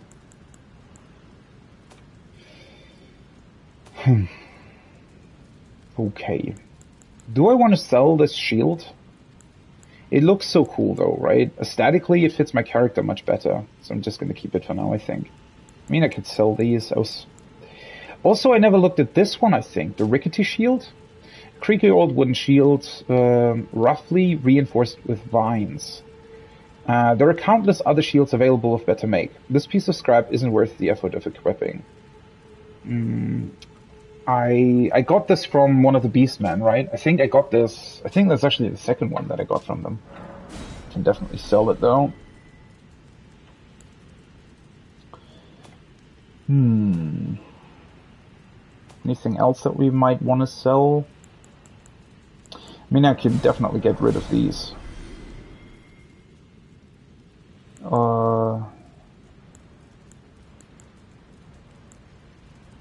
Why is it not displaying an X here? Maybe because I'm two-handing currently?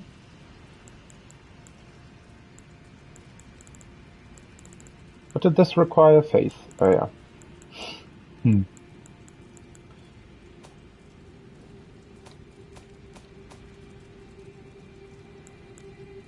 One. Shit. How many do I need? 4 to get my weapon to +8, right? It's really a lot. Well, at least I have enough of these to get it to +10, but, yeah, it doesn't really help currently, I guess. Oh, I can sell a bunch of these things, although, 153? Holy shit. Okay, that's much more than I thought I had. Well,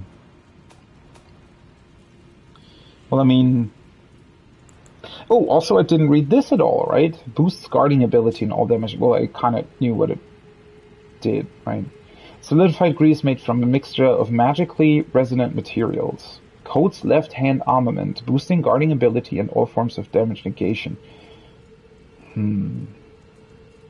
I wonder by how much. If, for example, I think I have a shield that has like a 65% fire damage negation. I wonder if with this you'd be able to get it to, I don't know, 90 or something.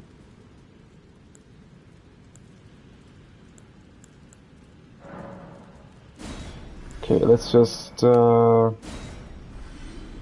many do I need? 6,000, right? I think that should be enough then. 50 and then another 500 and 30. Exactly 100. Not bad. And let's buy this. Goodbye. Till next time.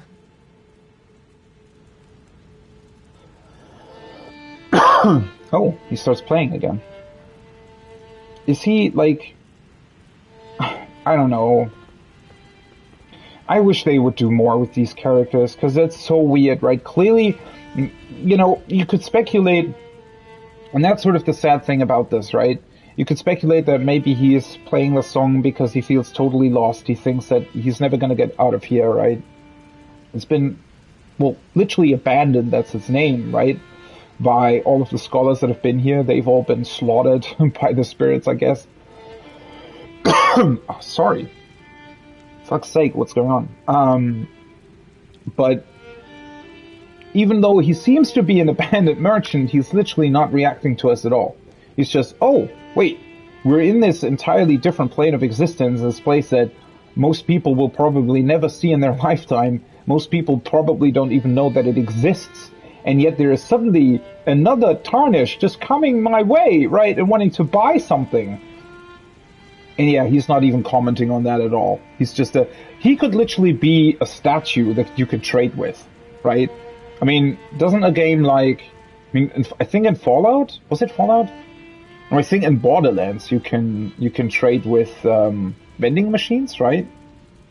Could literally be a vending machine, for all I care, right? An ancient vending machine. And that's just sad, isn't it? That they're not really utilizing the characters here. I mean, why not the other merchants as well? The other merchants also, like, talk to you, and you can talk to them about certain things. They even give you hints, right? I mean, one of the what's his name? Calais? The first merchant that you meet in the Church of LA, he's at least, you can talk to him about a bunch of different things, right?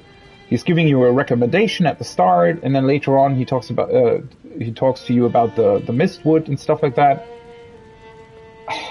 I don't know. I really don't know what it is. Do they just not have the budget to get more? I mean, it's not even about the voice acting. It's more like writing, right? I mean, there's this literally.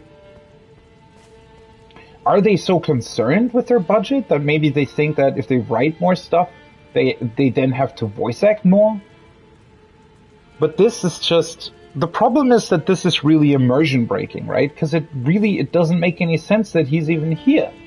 It doesn't make sense that... Well, it makes sense that he's here. It just doesn't make sense that he wouldn't talk to you. It completely destroys any kind of immersion that you have about your character actually being part of this world, right? This kind of interaction makes the game feel way too much like a game and not like a place you can actually explore that has a persistent world with meaning behind it and history behind it, right? This just...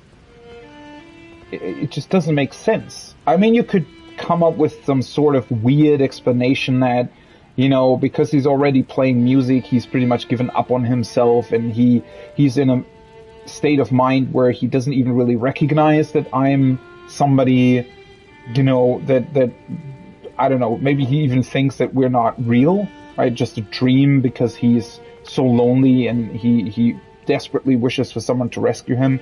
I mean, you can come up with explanations like that, but I mean, think about how if they had changed, I mean, he even has voice acting, right? Think about how cool it would have been to change his dialogue to like 2 or 3 lines that hinted at the fact that he's pretty much lost his mind as well, right? That he's given up on himself and he's still going to trade with you. He's still a merchant for you, but ultimately he thinks that you're not real, right? And that's why he won't come with you or go away from this place, because he thinks that he's going to die here anyways because he doesn't know how to get out, right? Imagine how interesting that would have been to implement, and it literally just takes 2 or 3 lines of dialogue to get that to the player, right? It doesn't even have to be as on the nose as I just talked about. It could have literally been, you know, lines that sort of hint at that fact, but they don't even do that. And this way, again, he could literally be a vending machine. It doesn't matter, right? For all I care, he's not really part of the world. But the problem is he is, right? So that just destroys part of the immersion, and it makes you think that a lot of other elements that they place in the world may be also not really part of this world, right? Now you kind of question, well, are these fire things that we light up, are they truly part of this world? Do they even carry some sort of meaning behind them? Or are they just some randomly placed gameplay element because they couldn't come up with anything more interesting? You know, that these kinds of interactions just create problems, and they're so, like, if you don't want to have actual NPCs in your game that talk about things, or if you don't want to pay for voice acting, either just stop voice acting stuff so that you can put in more dialogue without having to pay for voice acting, or remove the NPCs altogether, right? I mean, I could have also, all of the items that he sells could have just as well been items that are just placed around this environment. Would have ultimately result in the exact same experience for the player, right? Except for the beautiful music. At least that's some kind of addition, I guess. Oh, seriously. For fuck's sake.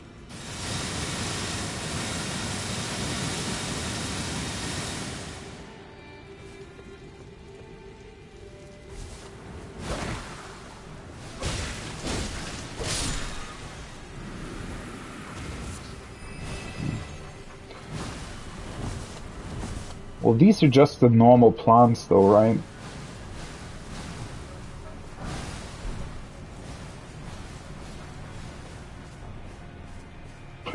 What a weird place as well, right? There isn't even really any item back here. See, it would even make more sense to essentially take... Oh shit. Fuck. Oops. Yeah, it would even make more sense to take the items that the merchant sells and make them actually just available throughout the world. Because now it's just weird, right? Why is this plant here? There's literally nothing behind it. I mean, what the fuck is going on with you? Also, now I'm wondering, is the AI just bugged? That looked weird, right? The fact that he was jumping at something even though...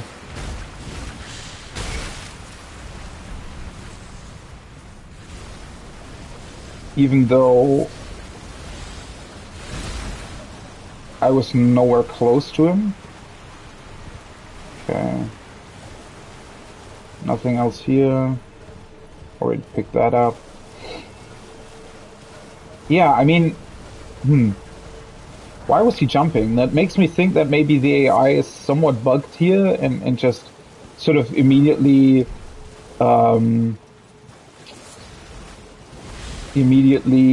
like starts attacking, even though it's not, even though that doesn't make sense. This place gets weirder and weirder. Also, do we want to try out the teleporter? Maybe we do, huh? I completely forgot that that spawns them.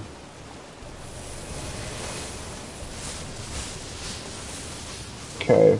Well, you can somewhat escape these things on your horse. Okay, let's take this thing. Yes. I'd imagine it just takes us to the next one, right? Hopefully.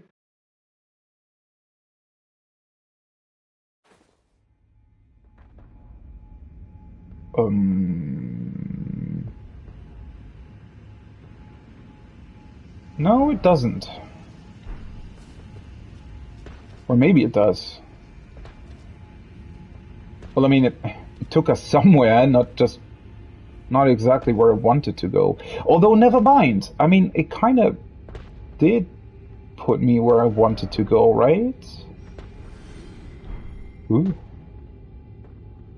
Is there something that can attack me here? I don't think so. Because, let me look at this place. So I think we've pretty much done everything here, right? And where we just were was here somewhere. I think sort of below this area. Wait, I think this is where the cave is, isn't it? Wait, is it? Maybe not. Maybe the cave's like below here. But I mean, clearly we weren't able to go any further here, so I think it might have been here. Oh no, never mind. This is higher up. I didn't realize. Yeah, this is higher up. So the cave is here then, somewhat. And yeah, so you aren't really able to get higher up. Okay. Well, that's fine. So that means, I mean, technically, I think I should have... I pretty much got everything in this entire area.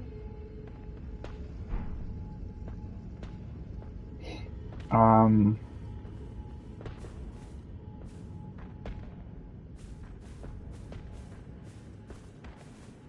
okay, there is another dude over there as well. And something else that we can light up, but other than that, I hope I didn't miss anything to light up. Don't think I did.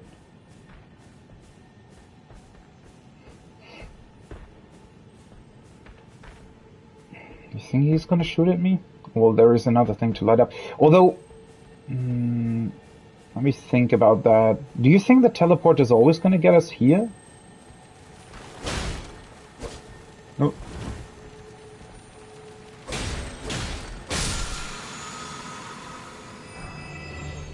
Square off. Isn't that the skill that my original sword had? I think it is. But yeah, I was thinking about, well, if the elevator's always going to take us, the teleporter is always going to take us here, I think it might actually be a good choice to go up here, right?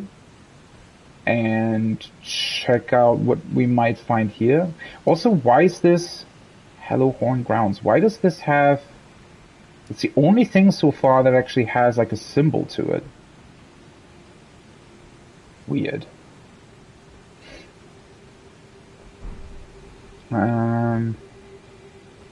Yeah, I mean, if the elevators are always connected the exact same way, maybe I should try and check out the other, because otherwise that's... Ooh, is that... I think that's a tree where you can find a golden seed. That would be pretty cool. But yeah, I think that I think I pretty much got everything else here. Yeah, I was definitely here already, so I don't think that I've missed anything. Well, obviously, I haven't missed this one. But yeah, so let's go back to the place where that wind current was. Ooh, that shoots further than I thought.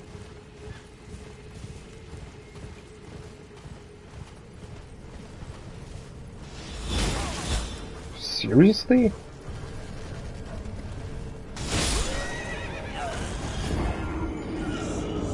Oh well. Why didn't I teleport in the first place? That is still, I think I'm still like slightly, I don't know, I guess I thought it wasn't really necessary. But yeah, let's teleport here. I wonder what the second teleporter is about then. Like the small one, I mean. The swirly thing. Oh, okay, I see. Well, at least I finally realized, huh? So lighting up these columns is lighting up these ones. Aha! Okay, well now it makes sense at least. And that also means that there is 8, apparently. Okay. Well, I saw another one, so clearly there are a couple more ones. So whatever that's doing is probably gonna revive that thing so that we can fight it? Is that what's going on here? Potentially, huh? Well... Oh, for fuck's sake. Forgot that there's even more guys.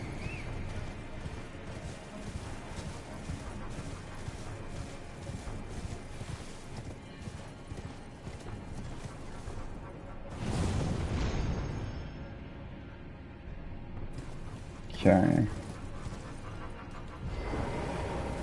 You can't reach me anymore. He's still gonna shoot at me, though. It's kind of crazy. There's definitely an item below. And obviously from here you can't access the rest of the level. That looks crazy, right? This whole structure.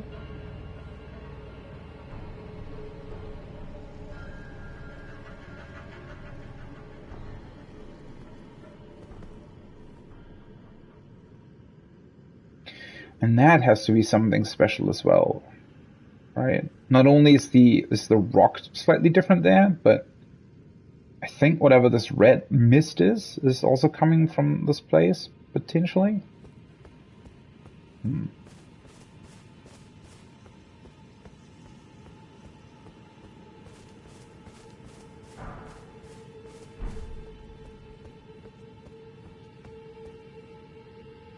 Wait, that's it though? Oh, I guess we're supposed to jump over by horse, huh?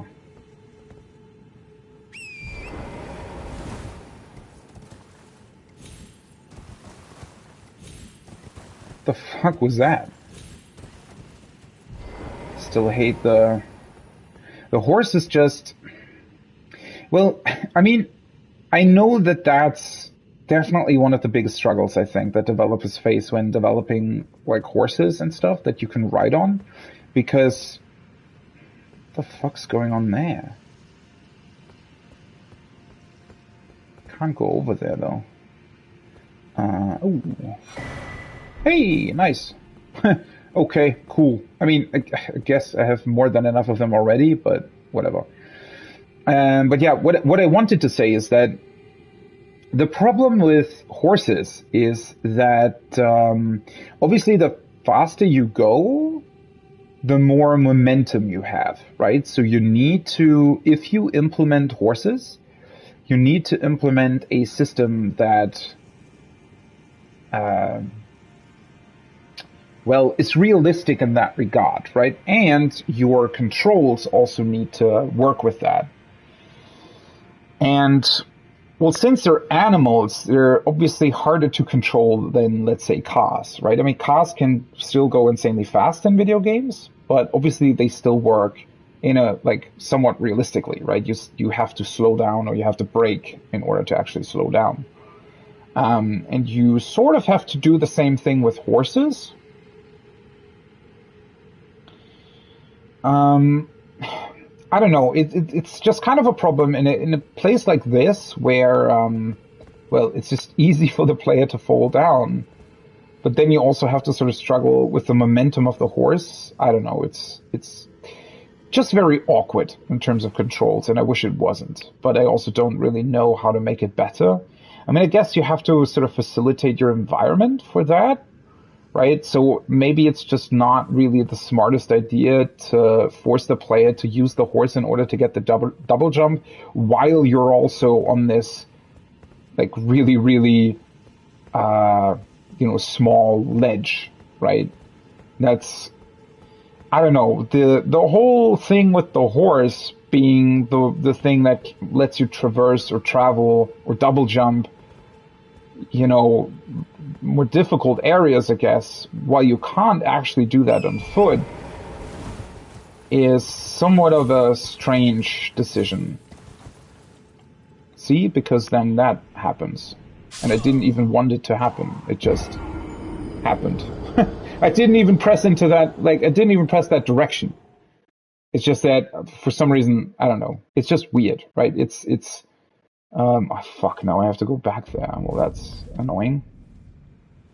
I shouldn't have tried that. But, I mean, you see what I mean, right? It's honestly quite the puzzling decision. And I feel like, well, I mean, yeah. But that's definitely, well, for fuck's sake. That is definitely one of the bigger problems with this game. I would say that it's kind of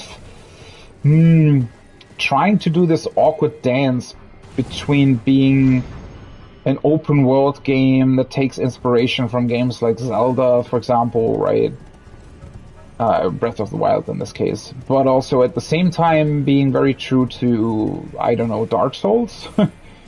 And the result is just awkward in a lot of ways, because it's like those two things, well, they can probably be pretty well put together.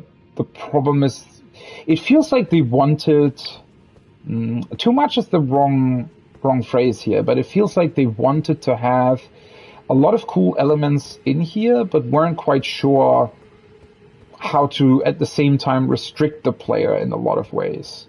Because obviously, giving your basic jump the ability to double jump in order to explore without having to summon the horse might obviously create a very, very big problem if you if you... What am I trying to say? If you do PvP, for example, right? It's just a very big problem. Also, why can't I actually... What? I am not allowed to write messages here? I thought I saw a couple of messages. Or maybe that was just... I don't know, maybe I'm just like standing in a weird place or something. What's up with that dude, though? He's moving, isn't he? Yeah. He's the exact same enemy that you fight in the Ever trailer, I just realized. I wonder if that has some kind of meaning. Or rather, he looks very similar. He's an normal soldier, though, so he must have come from above, right? How the hell are we supposed to get over there? Maybe it's via one of those teleporters or something? And for some reason, he's looking up there. Very interesting indeed. Okay, so now how do we get down to the other item? I guess we have to, like, jump down here, probably?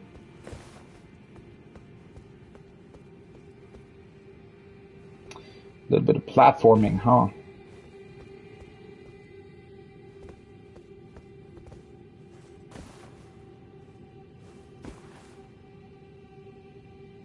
Oh, is this the correct way? Oh yeah, it is. Just have to take the outside route. I can't just jump down there, so... we have to go around. Did not expect to make that jump. Well, okay.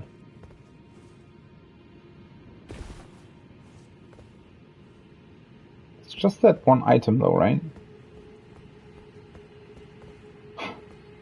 What a weird place, honestly. Maybe this place, or maybe the space, since you have to activate the horse to get here, isn't actually considered part of the normal world, or what? Weird. Let's see what happens if I teleport to this side of Grace. Okay, yeah, now I can write messages again. So there has to be some sort of restriction there because, well, it's only accessible by horse. That is, yeah. I mean, that shows kind of the awkward limitations that they went for here, right? Because that means that they have to specify specific areas where, I guess, multiplayer isn't possible. Although it's really weird that they would even limit the message writing, right? What a weird limitation.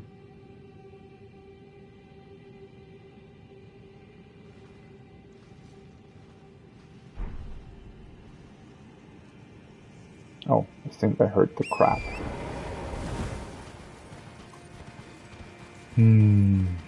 What now? I think I'm just gonna continue. Oh, there's a couple of items here that I missed. Okay.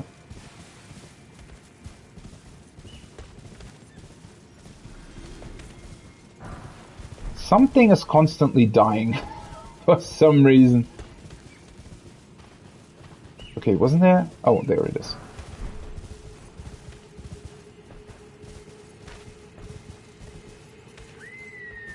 And these guys are awkwardly passive again, right?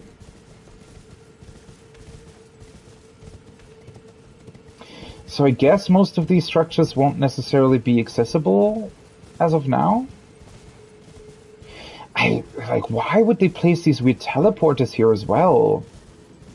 I mean, I guess they wanted something different than just placing another side of Grace, but what a weird choice.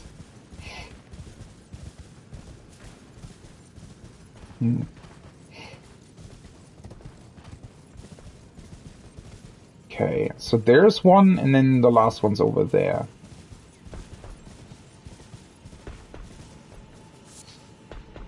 You think I can just sort of sneak around them? Why are they... Okay, first of all, why are there rats? Second of all, why are they stomping in that direction? There isn't really anything there, right? I mean, whatever that is, but that's more over there, not there. And the other guys, they're stomping in this direction. Because I thought that they would, like, they were doing it in a sort of specific direction, right? In order to, I don't know, pray to a god or something. I mean, it's clearly still some sort of ritual. It's just like very unclear what it's supposed to mean. Okay, so now where's the thing that I heard? Also, you think there's gonna be more people over here? Or back there? Okay, so I think the scarab is up here somewhere.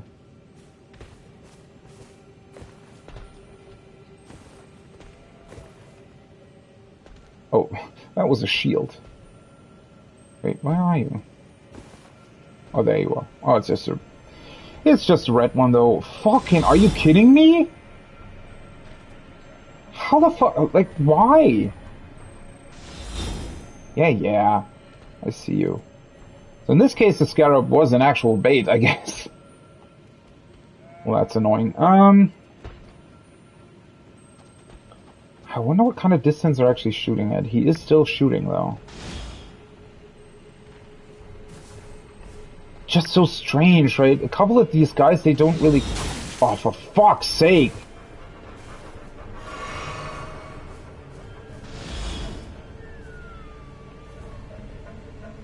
Huh. And now we have a big rat.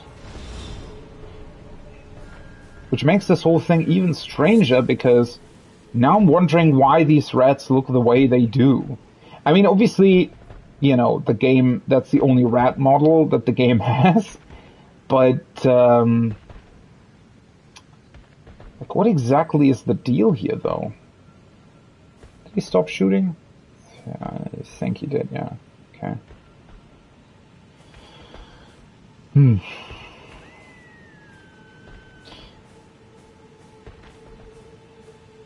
Wait, can we... No, I don't think we can continue. Or can we? Wait. Can we actually go over there? I think we can. Well, yeah, it's this definitely connects. Well, that's weird.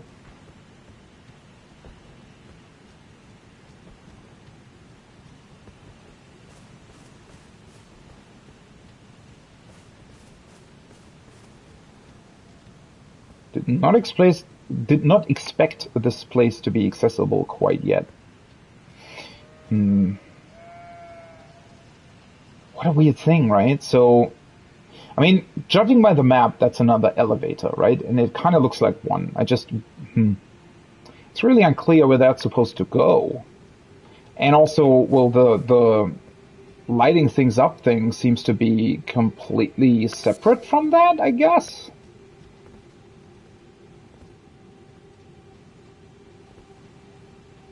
Where the fuck does that go? Oh, he's confused. Well, I can jump... Alright, never mind. You can just walk back up as well.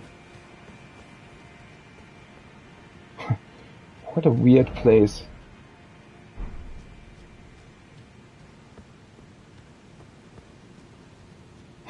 Also, what's up with "you don't have the right" being a meme all of a sudden? How did that... Was it just because that's the only sort of sentence that you can choose that tells players, oh, by the way, that you're not supposed to go this way? Or what's the deal here exactly? Also, this is an area where there's like a research guy? Wow. They did come quite far. A rune arc, okay. Wait, is this an actual cave, or... No. Well... I guess that message over there... Well, you can probably jump up there with the horse, I'd imagine.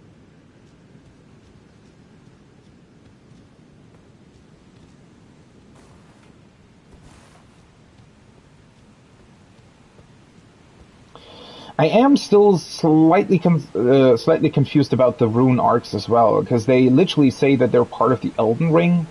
Well, then again, we don't even know what the Elden Ring is, right? So obviously we can't really tell what's weird about that.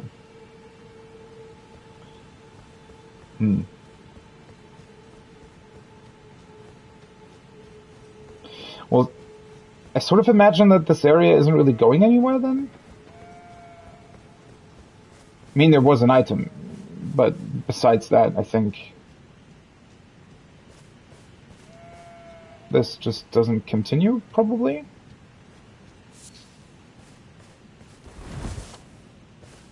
Okay.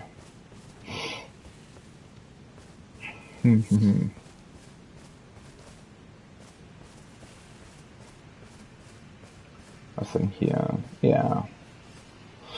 I'm not able to go to that place yet, so... Can jump over here, though. No item? Seriously? Well, that's boring. I mean, there's an item down there. It's good to know, though. So, as of now, I guess we've pretty much explored almost everything. We just need to light up the last fire, and then look at, well, this place. Judging by the map, though, there should be a way to go up here. I'm just wondering what it is. So first of all, there is like a third teleporter. If the teleporter over here teleports you here, I wonder what the other two do. So that might be a way to get up here. Would be a weird way, though. Or, alternatively, and what I guess will happen is once we ignite all the fires, we can probably fight this thing in here. And maybe once we defeat it, there is a way to go somewhere else. That might also be a thing.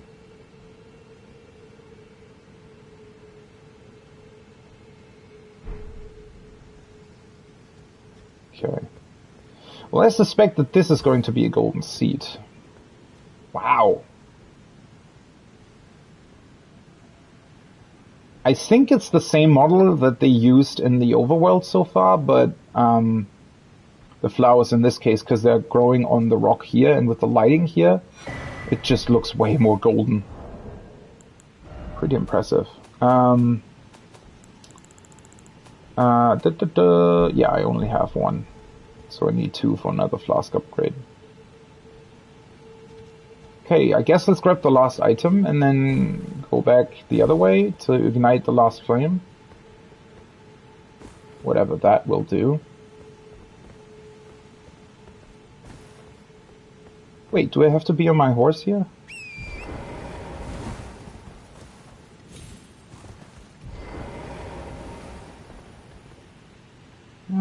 Maybe you can make that jump either way.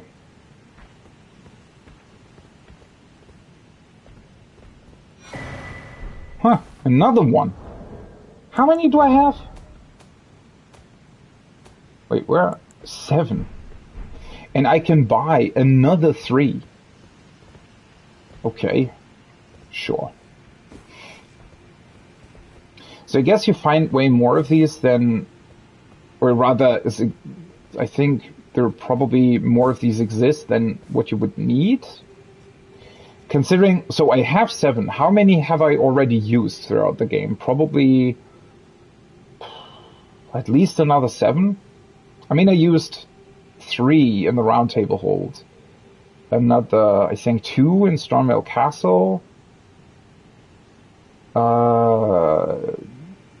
That's 5 already. And then I used 2 in the beginning area, which is 7. And then I definitely used another one somewhere for like an optional room in some sort of catacomb. So at least 8. I think I used 8 stone sword keys already. Okay, now what? I don't want to fight these guys. Not that it really matters, but they're just sort of annoying. Especially with the rats here. This is also just, the way these enemies are placed is just kind of weird as well.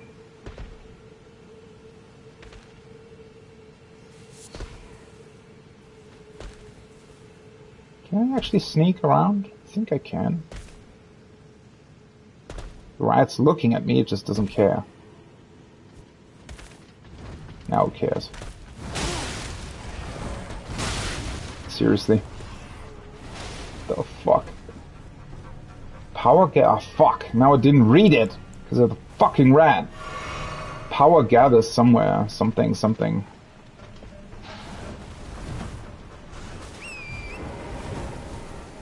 Well, I mean, I know what it means. Or rather, I know where to go. Wait, what? Where the fuck did you shoot?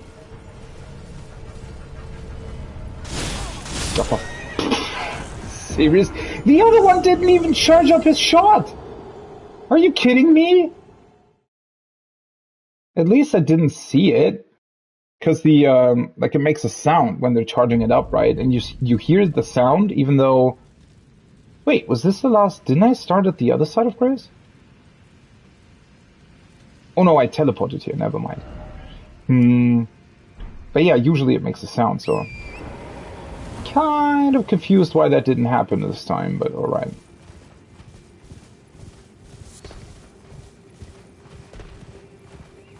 Well, I mean, I can always try out the teleporters, right? It doesn't really... I wonder... So there has to be some sort of animal that loads in at a very, very weird point. Because I get 6 runes every single time. So there has to be something that gets loaded in sort of weirdly.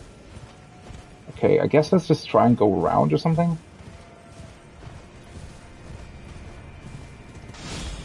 Yeah, I mean, you clearly hear when they're charging up their shots, so...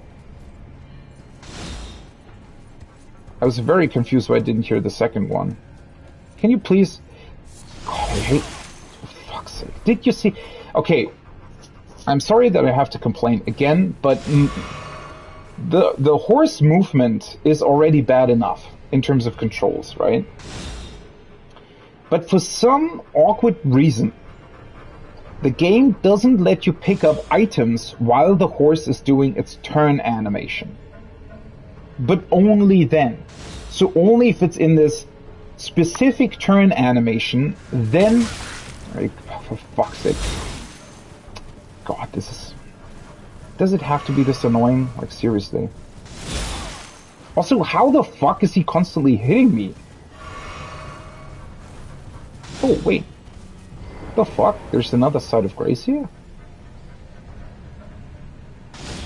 Doesn't he constantly shoot at me, though?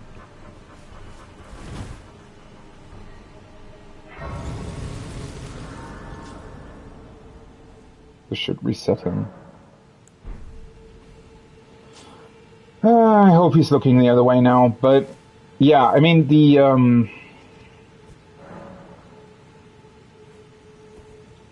I don't know why that is. So they just let you pick up stuff on your horse, normally, right? But then for some awkward reason, during the turn animation, they don't let you pick up stuff. And, well, obviously that doesn't make any sense, right? Especially considering that there are all kinds of other animations that the horse can do and all kinds of other movements that it can do, but it still lets you pick up stuff because it's not considered, you know, this turn animation. Just the turn animation for some reason is special and doesn't let you pick up stuff. Yeah. No idea what happened there, to be honest, why they so awkwardly did that. I don't know if it's even intentional. It could also be a bug. There's probably... Because you also can't pick up Wait, but you can, right? There's just... Yeah, I don't know. It's... All of it is kind of weird. I think you can pick up stuff, like crafting material and such, when you're sneaking, right? So if I do this, I can still pick up the materials. But you're not able to examine stuff or interact with stuff when you're sneaking for some weird reason. Which, to a degree, does make sense when we're thinking about the teleporters, for example, that you have to stand up straight for those. But the fact that you have to stand up straight in order to light these fires, for example, it just doesn't make any sense, right? So, yeah, I don't know. It's very, very awkward and No idea why they did it that way. I mean, maybe it has to do something with their animation system or whatever. I mean, clearly there's something there that just doesn't work. Or well, what the fuck is that? Clarifying horn charm. Let's look at that in a minute. But yeah, I mean, clearly there's something that restricts what the player is allowed to do during certain animations or something, right? Which is just well, it's unfortunate that that's the case. Huh. So in order to activate this elevator, we have to use 2 stone sword keys. So maybe they, but no. Still, it doesn't warrant a merchant being here because, well, the merchant, he sells 3, but I also found 2 in this area. So even if you didn't have any, you'd be able to find enough here without having to teleport out or anything in order to activate the elevator. I wonder what's up with these things. Well, I mean, we'll find out what's up with this elevator as well, right? Do I want to use it, or I probably want to check out the... I mean, let's activate it. But I think I want to check out the area with the fires first. I mean, this is very separate though from the rest of everything here, so.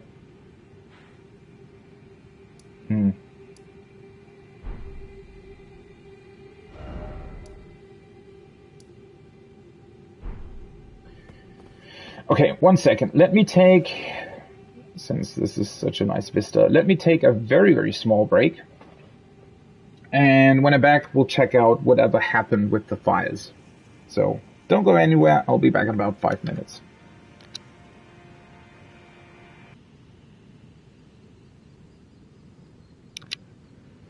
All right, I'm back. Let us continue with the strange journey through the Riverland? I don't know. Whatever this place is. Okay, let's just teleport back here and see. I mean, I very much expect that we're just gonna fight that big thing, although that would actually be somewhat disappointing. In my opinion, since it kind of would be cooler if now it would just live and tell us what this place is. But unfortunately, I don't think that's what's gonna happen. The, yeah, once again, I mean, the sort of imagery that they conjure up here, right, is really impressive. Now riding through these fires, coming up to this giant, aha! Well, yeah, that looks like it's going to get up, doesn't it? So yeah, the imagery here is really, really quite something. It's just unfortunately... It's pretty meaningless if the game just pretty much refuses to tell you anything about what this world is supposed to be. Because a couple pieces of information that we found about this place are, well, I mean, yeah, they do tell you something, but they just give you more questions than answers, and I don't know. Huh. Doesn't take away my horse, though.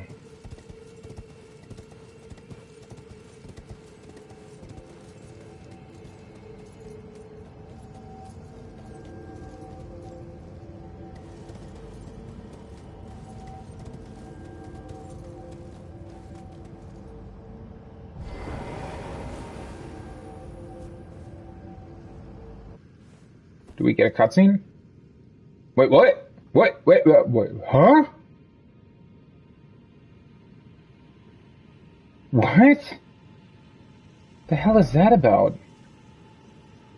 Okay. Now we're just in a cave? Somewhere close by? The fuck?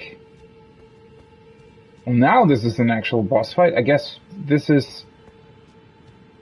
I don't know, we're gonna find the spirit of that thing? So there's a respawn point here, interestingly enough. I mean, it makes sense, it's just... I don't even know why these respawn points exist, to be completely honest. I mean, maybe they did want to make it a bit more obvious where you would appear, or make you confident enough in saying, oh yeah, I'm gonna attempt this boss fight, because I know that I can just get back here. But, I mean, most other games nowadays just respawn you in front of whatever encounter you did anyways, right? So, it's just kind of strange that they specifically then use a statue like this. I do have a feeling, though, that we're going to struggle with this boss a lot, considering that... Yeah, it is the moose, though. Ancestor spirit. Wow, this place is huge! What the fuck? You can't summon your horse, though, interestingly enough.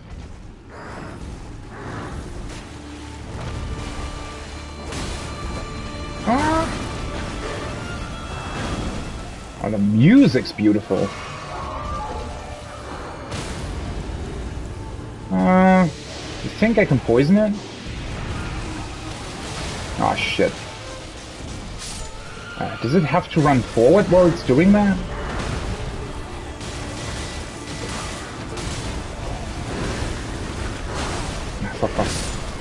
Yeah, my timing was completely off.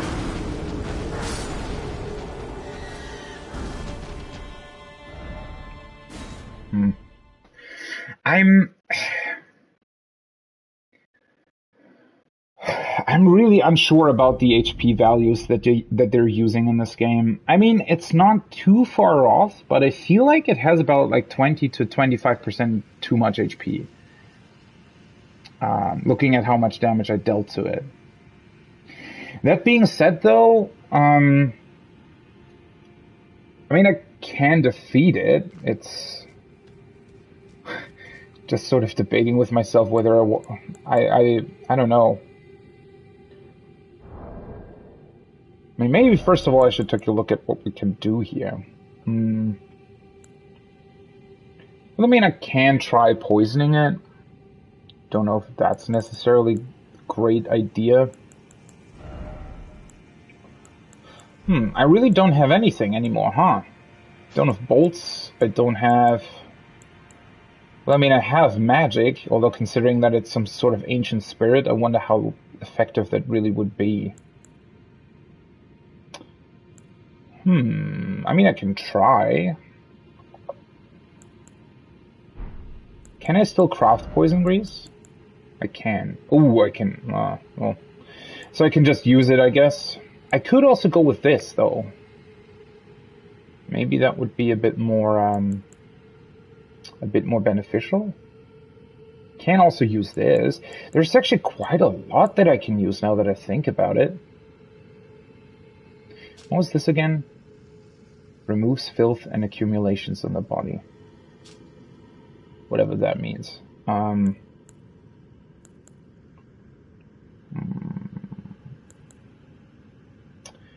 Bloodbone Bolt. Oh, that requires blood roses as well. I think in that case the grease is actually the better option.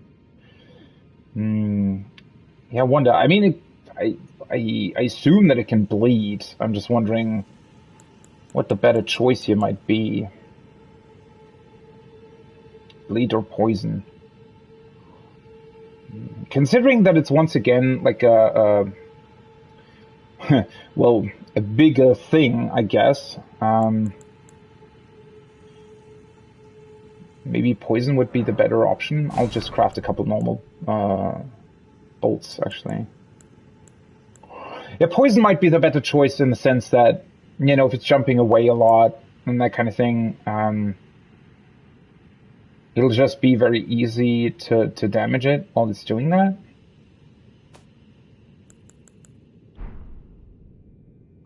It's just gonna probably be very annoying to get the poison off in the first place.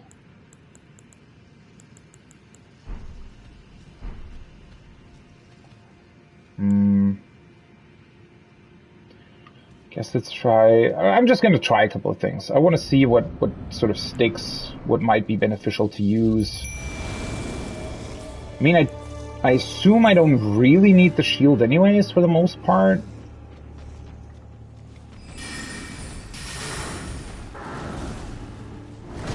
Did that even hit it? Ah, fuck.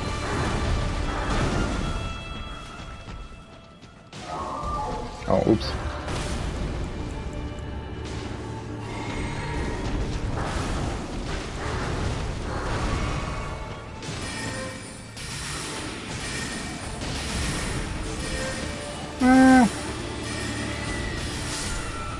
Well, the magic damage isn't bad, but it certainly has a lot of HP.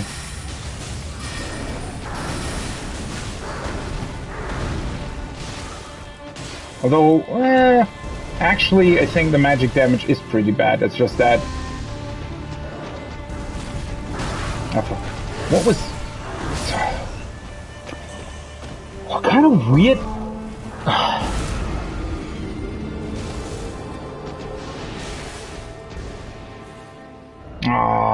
I really don't like how unclear it is whether or not the enemies are attacking you. I think he switched to me as a target because I was standing closest?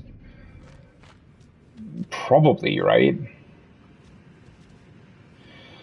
Well, yeah, I mean, what am I doing here? I guess I should probably keep my magic for the time being. Well, I mean, the funny part is, right, technically I could just switch my flasks over to have like 6 FP flasks or something, and then I can just spam the magic on him. Might just be a very boring fight then. But as a magic user, I mean, I guess that's a viable option. I kind of want a two-hand, though, for the time being. Let's try two-handing with poison. At least for a little bit. I want to see whether or not I can poison him and how effective that might be. Yeah, I mean, the biggest issue here really is that he's just very... He isn't even that tanky. That's not the issue. The problem is that I'm just taking a bunch of damage. Or too much damage, rather.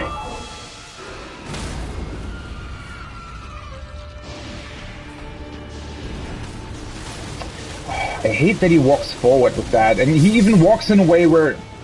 Shit, that literally killed... What? I mean, I rolled too early, I know, but the first time he did it, I also rolled too early, and he still didn't hit me. Seriously? Are you kidding me?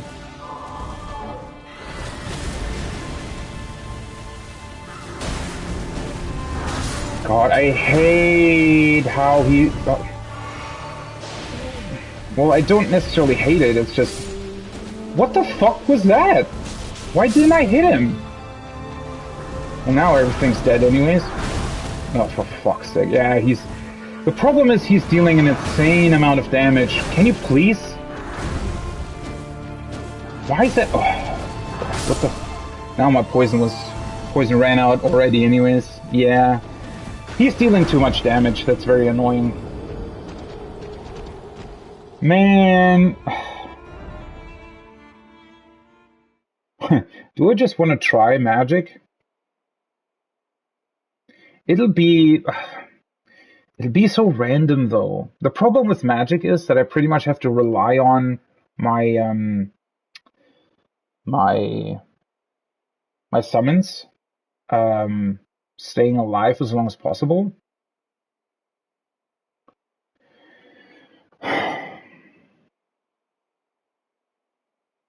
I don't know. I mean, I expected this to happen, right? Obviously, I expected that whatever boss fight we did down here was probably going to be fairly challenging. It is slightly annoying that it's mostly challenging in the fact that I'm just taking too much damage. If I'm hit by him twice, I die. For the most part. Not with every attack, but for the most part. And Well, the fact that he's running away so much, you know, in a way, magic combat is certainly the way to go. The problem is that he also just, well, magic is dealing okay damage, but not as much as I'd like, which makes sense considering that he's some sort of magic moose, right? Or ghost of a moose or whatever. So,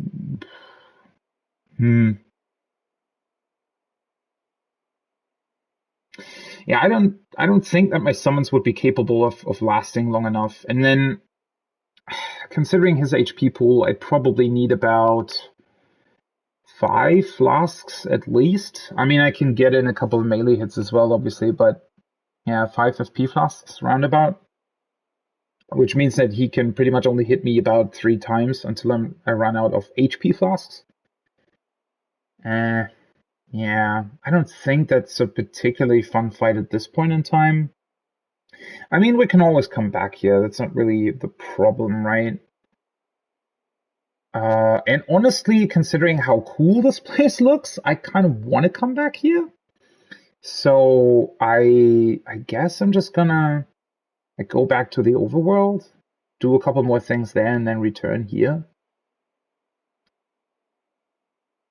I mean, I can definitely defeat it. It'll just be a very boring fight, essentially, because I'd have to evade a lot of attacks. His attacks in general, obviously, I would need to learn the timings, but they don't seem to be too complicated overall in terms of learning the timings. It'll just be, yeah, a pretty, you know, it'll just take a long time in order to defeat it, and I'm just not really interested in that, to be completely honest. Because it feels like that would just sort of artificially prolong the boss fight, right? It's not necessarily because it's a difficult fight, it's more because I just take a fuck ton of damage and he just has a fuck ton of HP. Which is a bit unfortunate.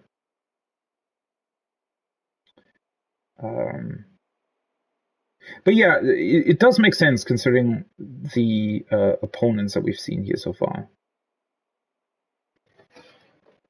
So let's actually go back to the last site of grace. Let's take a look at the elevator.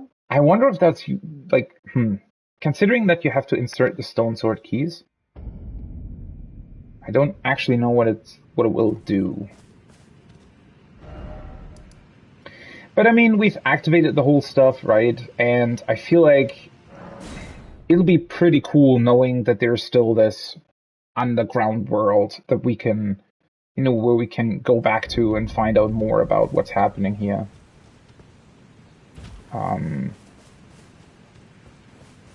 I mean, I could also can I summon another player? There wasn't a summoning pool down there, right? I don't even know how that works specifically.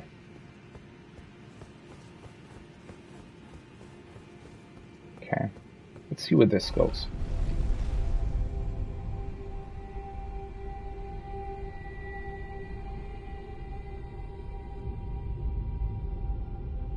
Ooh, I like the torches that were on the wall. Okay, this definitely goes up a lot.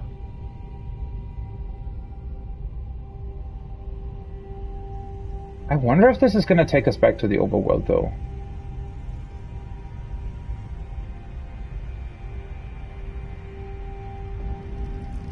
Caleb. Deep Siofra Well.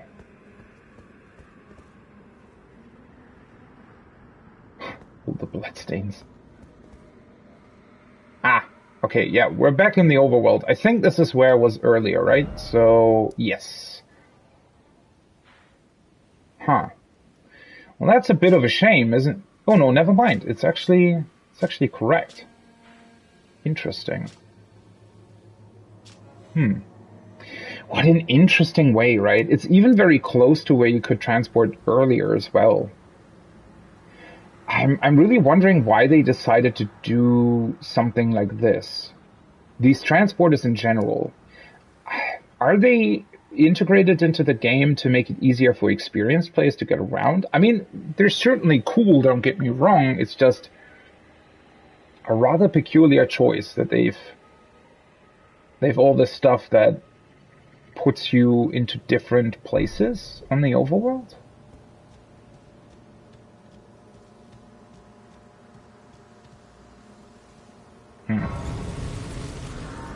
I wonder if there's an Everjail there. Also, interestingly enough, both of these don't have this... What was it called? Well, the thing that's leading you somewhere, right? And this well looks exactly like the other one. And then you also have to activate it. I wonder what happens if you come here first. I guess it'll just be deactivated then, probably. If you just try and access it from here without first unlocking it in the underground.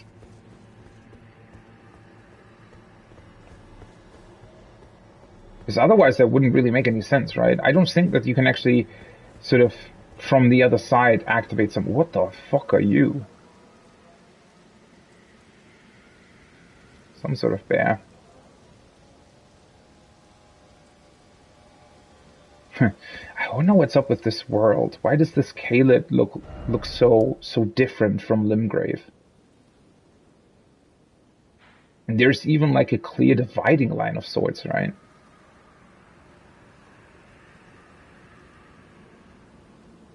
I'm very close to the map place, interestingly enough. Maybe I should just grab that while I'm here. Also there's... Well, that's another part of the map, right? Ah, well, I mean, I can always teleport back here, right? That's not the issue, so... Yeah. I am wondering, though, I mean, there's clearly more to this underground anyways. So what I expect will happen, probably, is that if you defeat the moose, I think most likely it'll just transport you to... Like, it'll give you another access point to get somewhere else. Unless the teleporters that I didn't try out this time, they might actually transport you up here. But yeah, as I said, I'll just come back to that place, to be honest. I don't really see any point in, you know, what's the phrase? Faded earthly flower. Hey, these are different, huh? Yeah, I don't want to... Fuck, what's the phrase?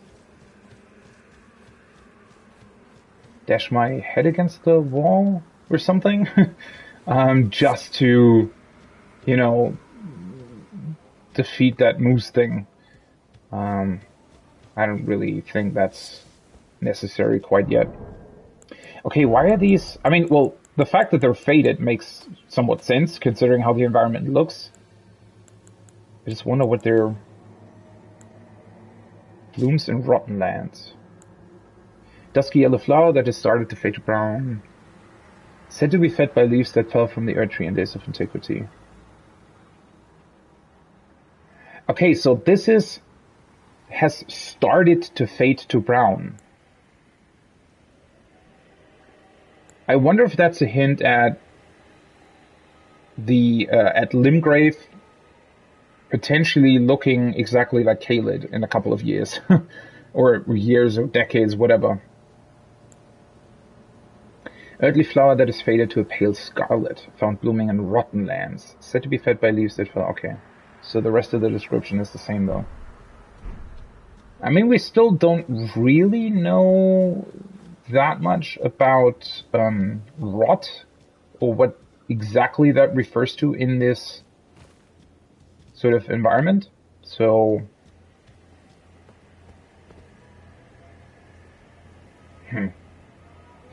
Interesting that they are here, because so far we've only seen them close to Everjails. Also interesting, so look at the tree right there, right? The minor earth tree. Those white trees, they're very reminiscent of the bigger white trees that we've now seen down at the river.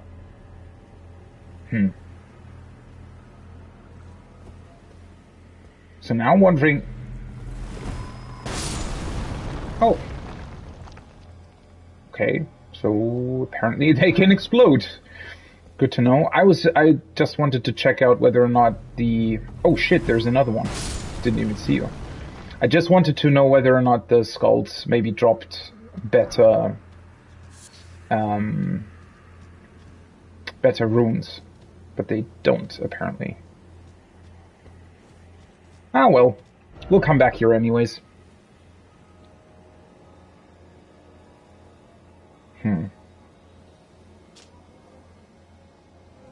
This river place is just really interesting to me.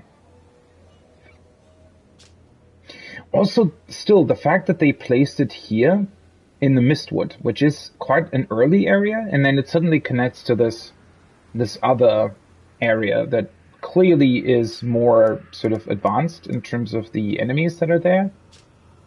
Not that advanced, right? But clearly more difficult in a way.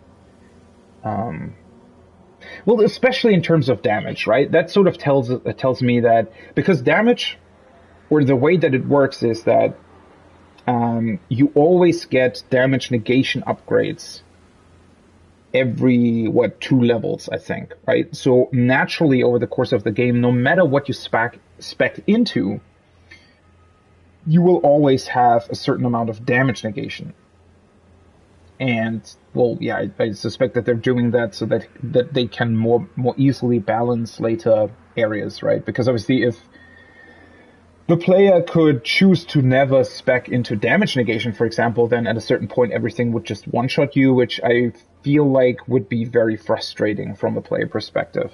Not that this game has, anything against making the player frustrated, but at least it is some way of mitigating that. But yeah, considering the fact that for example, those charged up arrows, and well, obviously the boss as well was just dealing quite a lot of damage, I do think that I need to upgrade my level just a bit more and probably also get a bit more vigor and stuff. Yeah. But I mean, it's cool. To be completely honest, I guess my plan from here on would be to do what I originally wanted to do, which is check out all of these areas. And then I wanted to go back to Stormvale anyway, right? And finish this castle.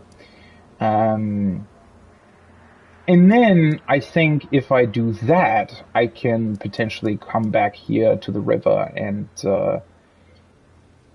deal with the moose. I think that's somewhat of a good idea. I do want to go back here though, because I wanted to check out the elevator once again, just how it connects. I mean, interestingly enough, these elevators do connect very sort of, well, they connect directly, right? There is no, well, I mean, there might be background loading going on, but there is no like obvious thing that's happening, right? So clearly, while this place looks very magical, it's still physically connected to the rest of the world. There is no sort of magical portal that we just suddenly go through while we're riding on the elevator, right? It is very clearly meant to be directly connected, even if it's, a long way underground. I do wanted to take another look at the structure though, because the map looks so different. So yeah, I think that pretty much what we can look at seems to be this structure, but then as you can see, there's somewhat like this black line, and I think the rest of the structure has to be somewhere above us, just not really accessible. Or maybe it's actually just the structure the elevator goes through. That might also be the case. And then yeah, just another look at this whole thing. Although it's just, yeah, I mean, it could mean everything and nothing, to be honest. The stone tablet, right? With all of the different figures on it. I mean, the trees on there as well are not only even one, a couple of trees are on there, but...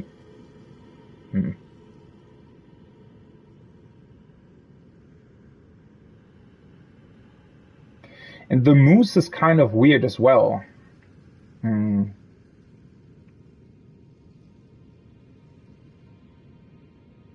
I mean, it must have been some sort of guardian spirit for these ancestral followers, right?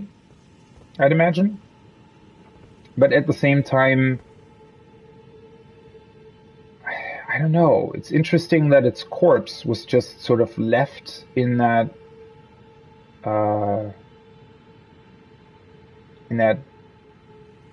building area. Because what's so weird to me, I think that the ancestral followers are not the ones that build these giant structures, right? I don't think so. At least from what we've read about them, that wouldn't necessarily make that much sense. Although my assumption that they're like really close to nature and stuff might also be wrong. But I kind of think that these structures aren't necessarily connected to the ancestral followers. I don't know, obviously. If they're not, though, then it's somewhat of an interesting question as to why the corpse of the moose is lying in one of those structures.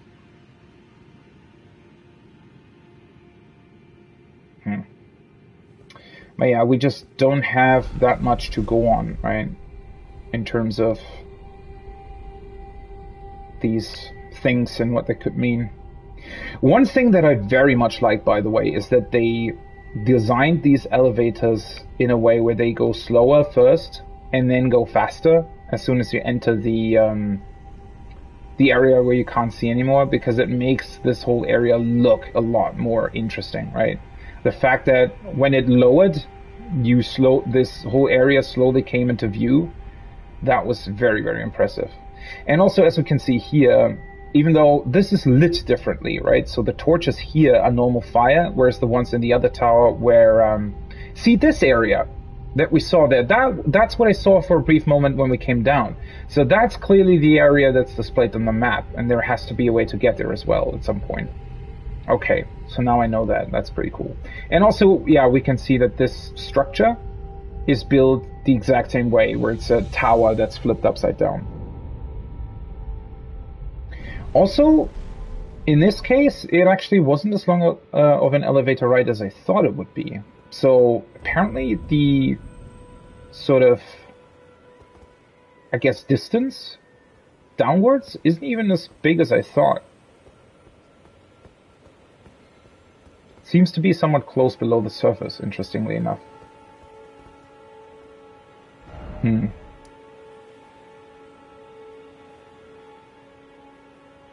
Okay, so I think, judging by the map, that means that we've pretty much looked into at the entire Mistwood now. Although, one thing that's quite interesting is we haven't actually found who that wolf man was looking for, right? I just remembered him again.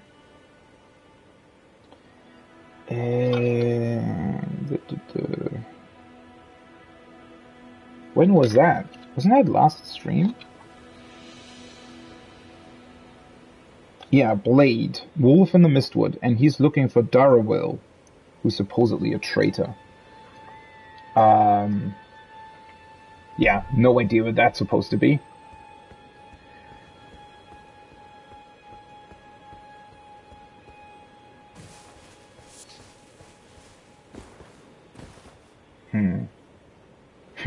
It's showing us our runes, even though they're like far, far below.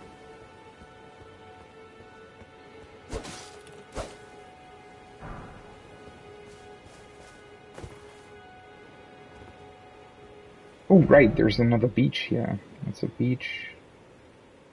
I do want to go here first, though. I think let's take the road to this place, and then we can go back on the beach, and then over here. I mean, I don't expect there to be too much here. But yeah, just want to make sure that I haven't really missed anything.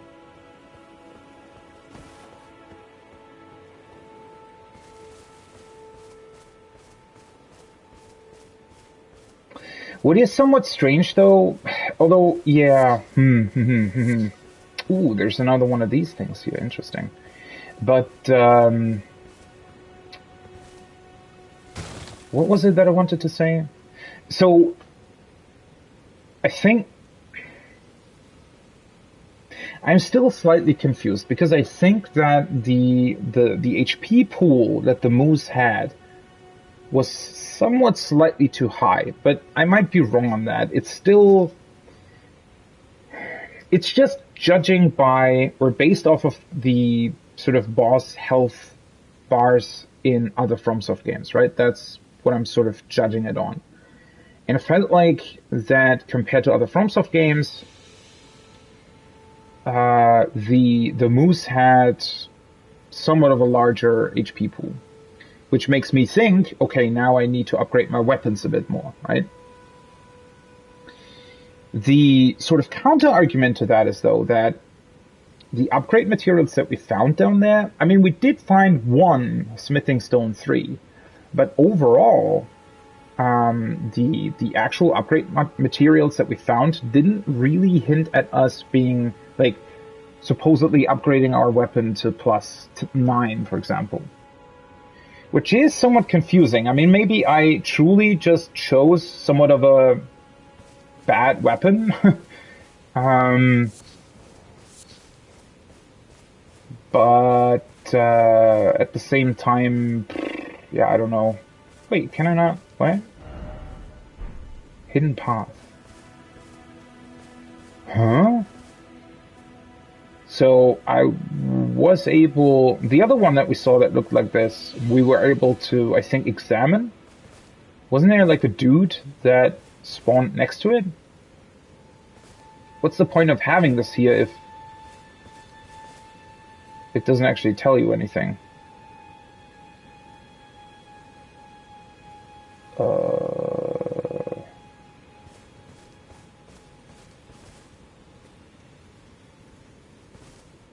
Strange. Did I just not see anything that it spawned?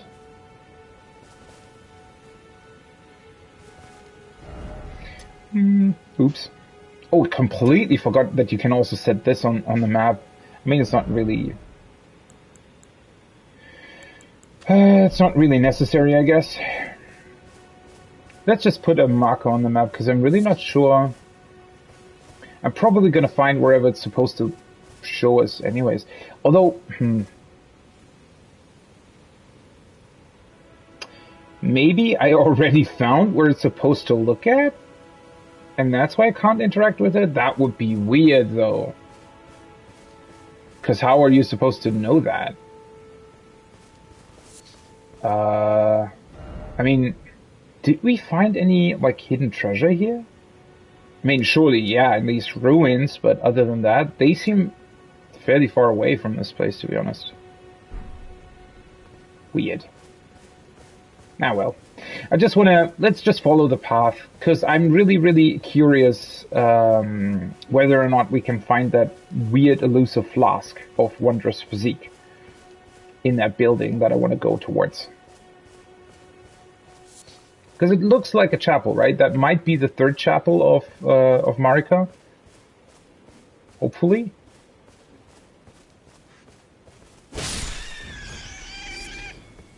God, that was somewhat of a haunting scream. Now we're out of the mistwood.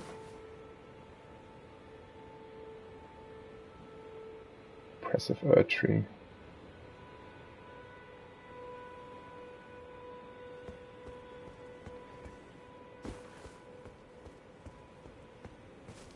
Is it a chapel? It looks somewhat like a chapel.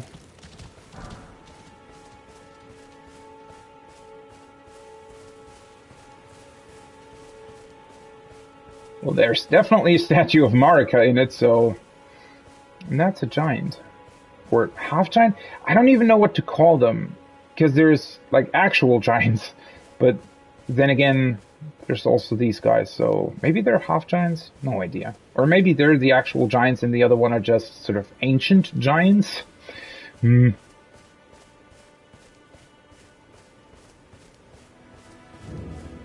Aha! This is the third church of Marika. And that item looks different. See, what the fuck is up with these items? So there are items that can glow differently. I think that's the first time we've actually seen an item glow orange. So why make the arteria leaves Like, why do they glow purple?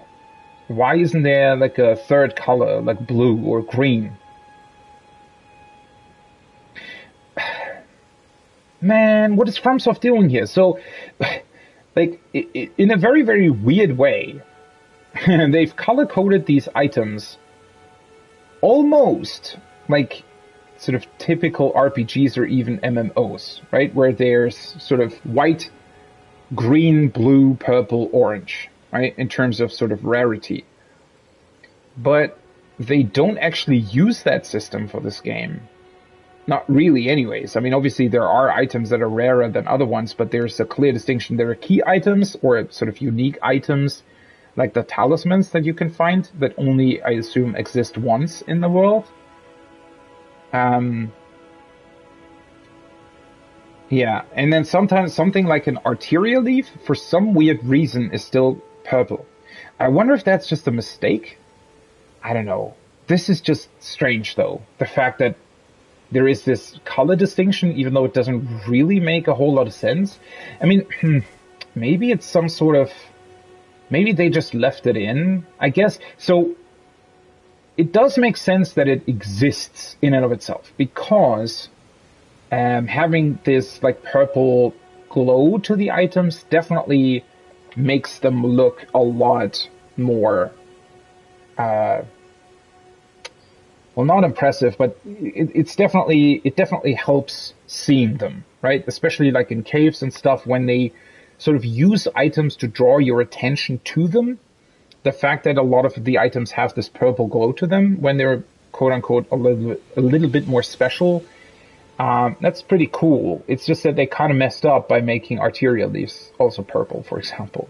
That's just weird. And then yeah, why make this item orange? I do feel like they probably wanted to do something more with the color coding at some point, but then decided not to do it. Maybe in order to not be, quote unquote, more traditional in their RPG design or whatever. Yeah, now it's just sort of weird because it's inconsistent.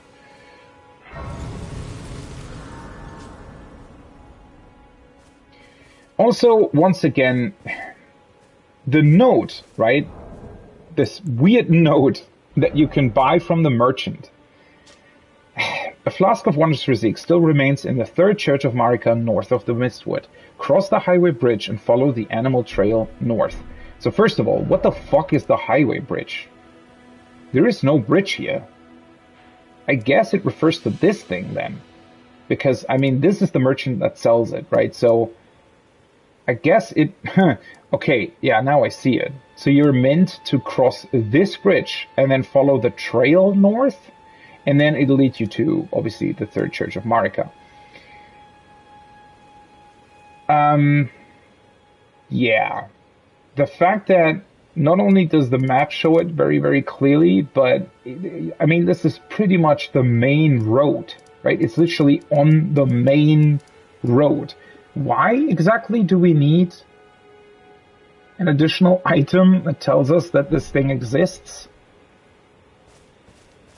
No idea. Another sacred tier. So what? That'll upgrade our flask to +4? Are you kidding me? Aha! The Flask of Wondrous Physique.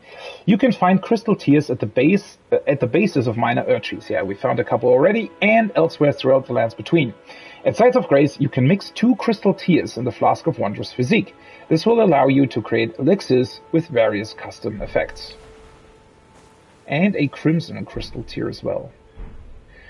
I find that so strange, right? Why is this key item just here?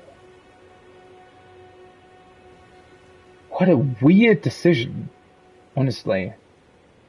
Why is that not something that you get from an NPC at some point? Or, I don't know, the quote-unquote main quest? God, they've made so many, like, just incredibly weird decisions with this game. It is, don't get me wrong, it's a really, really good game, right? I'm not trying to put it down too much. It's just, they've already created this really, really cool world with a lot of interesting sites and a lot of interesting places you can visit, a lot of interesting enemies that you can fight, and even interesting NPCs and lore and whatnot, right?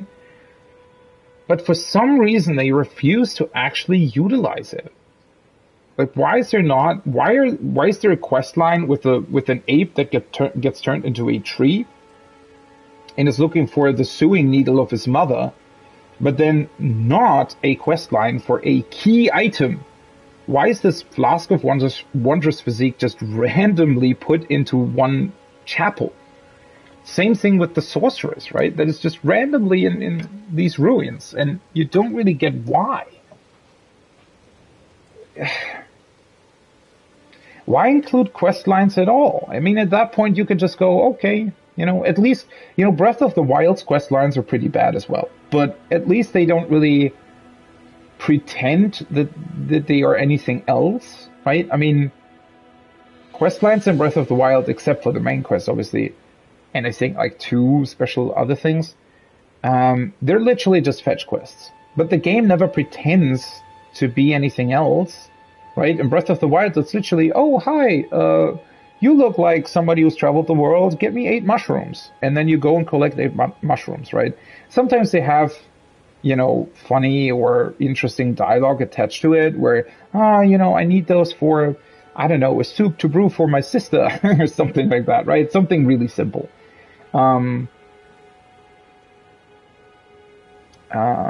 Yeah. But again, at least Breath of the Wild doesn't pretend to be anything else. But with this game, it's just like when you encounter NPCs, sort of the gravity with which they speak, and even the whole sort of setting. I mean, think about how impressive it is when you first meet that witch Henna, right? She's literally putting the merchant to sleep. There is this mysterious mist all over the ground. She looks really, really interesting. She has this sort of double face where there's like a ghost next to her. And like, you're really intrigued by that. And then you just never meet that character again for, well, in my case now, 60 or 70 hours or something. And it's literally like, what's the point here? Why pretend that there is something like really mysterious and awesome going on and then never do anything with it? And also, if you have those characters in the game in the first place, why aren't they the ones to tell you about this interesting stuff? Why isn't the merchant telling you in dialogue form that there is this Flask of Wondrous Physique somewhere? Right? Why is that a note that you buy for runes? That doesn't even really feel good. I mean, thankfully it's not that many runes, but so far none of the notes that you can buy actually amounted to anything useful. They're all stuff that you know anyways or find anyways. Exactly like with those weird like statues that are sort of bent in an awkward way that just point you towards a dungeon you would have easily found anyways.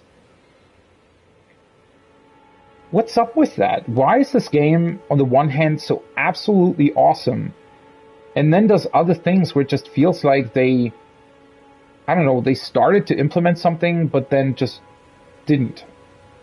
But the remnants of it are still there, for some weird reason. Why do NPCs and stuff exist in this game at all? It just doesn't really make sense to me, to be honest. That is... I mean, yeah, I really don't want to put the story down, right? At the end of the day, I think that once I play through this game and learn everything about its world there is to know, and maybe, add on a couple of details that I might have missed from like the wiki or something, I do think that there's probably like some really interesting ideas and concepts behind why the world, this world is the way it is. But at the same time, it's really hard for me to, like, at this point in time, and again, I'm over 70 hours into this game. At this point in time, I honestly think that Breath of the Wild had a better story. And Breath of the Wild's story pretty much consists of only 12 cutscenes, which amount to about well, I don't know, 15 minutes of cutscenes, maybe? And they're not even, like, they're just some sort of random tidbits, but they still tell you more about the story, or about, well, the stuff that's going on, the backstory of the world and everything, than, well, this game does so far anyways. And yeah, the biggest question here is why? Because again, these NPCs exist, right? We do have this witch that appears. We have our maiden. She hasn't talked to us in, I don't know, 40 hours or something, right? There was one, like, she talks to you at the beginning, and then there was like one other point where she talked to you. I think that was closely, like, when it got to Stormvale or something, right? At some point, the maiden talked to me again. Oh no, never mind. It wasn't about Stormvale, actually. It was here in the Church of Pilgrimage, and she talked about some sort of lingering echoes from Queen Marika. That was the last time that I talked to her, and she's supposed to be a central NPC. I mean, in that sense, at least in the other games, right? The puppet in Bloodborne, or the what's she even called? Well, the level up girl in Demon's Souls, right? At least you talk to them frequently because they're there to level you up. Here, they've even cut the maiden out of that process, right? Because she doesn't appear when you level up. Even though supposedly it's her that does level you up. And I mean, I get that they did that because it, you know, the player doesn't have to wait for the animation every time, but it also means that you completely lose connection to that character. Like, there's no real connection to her at all at this point because she just never appears.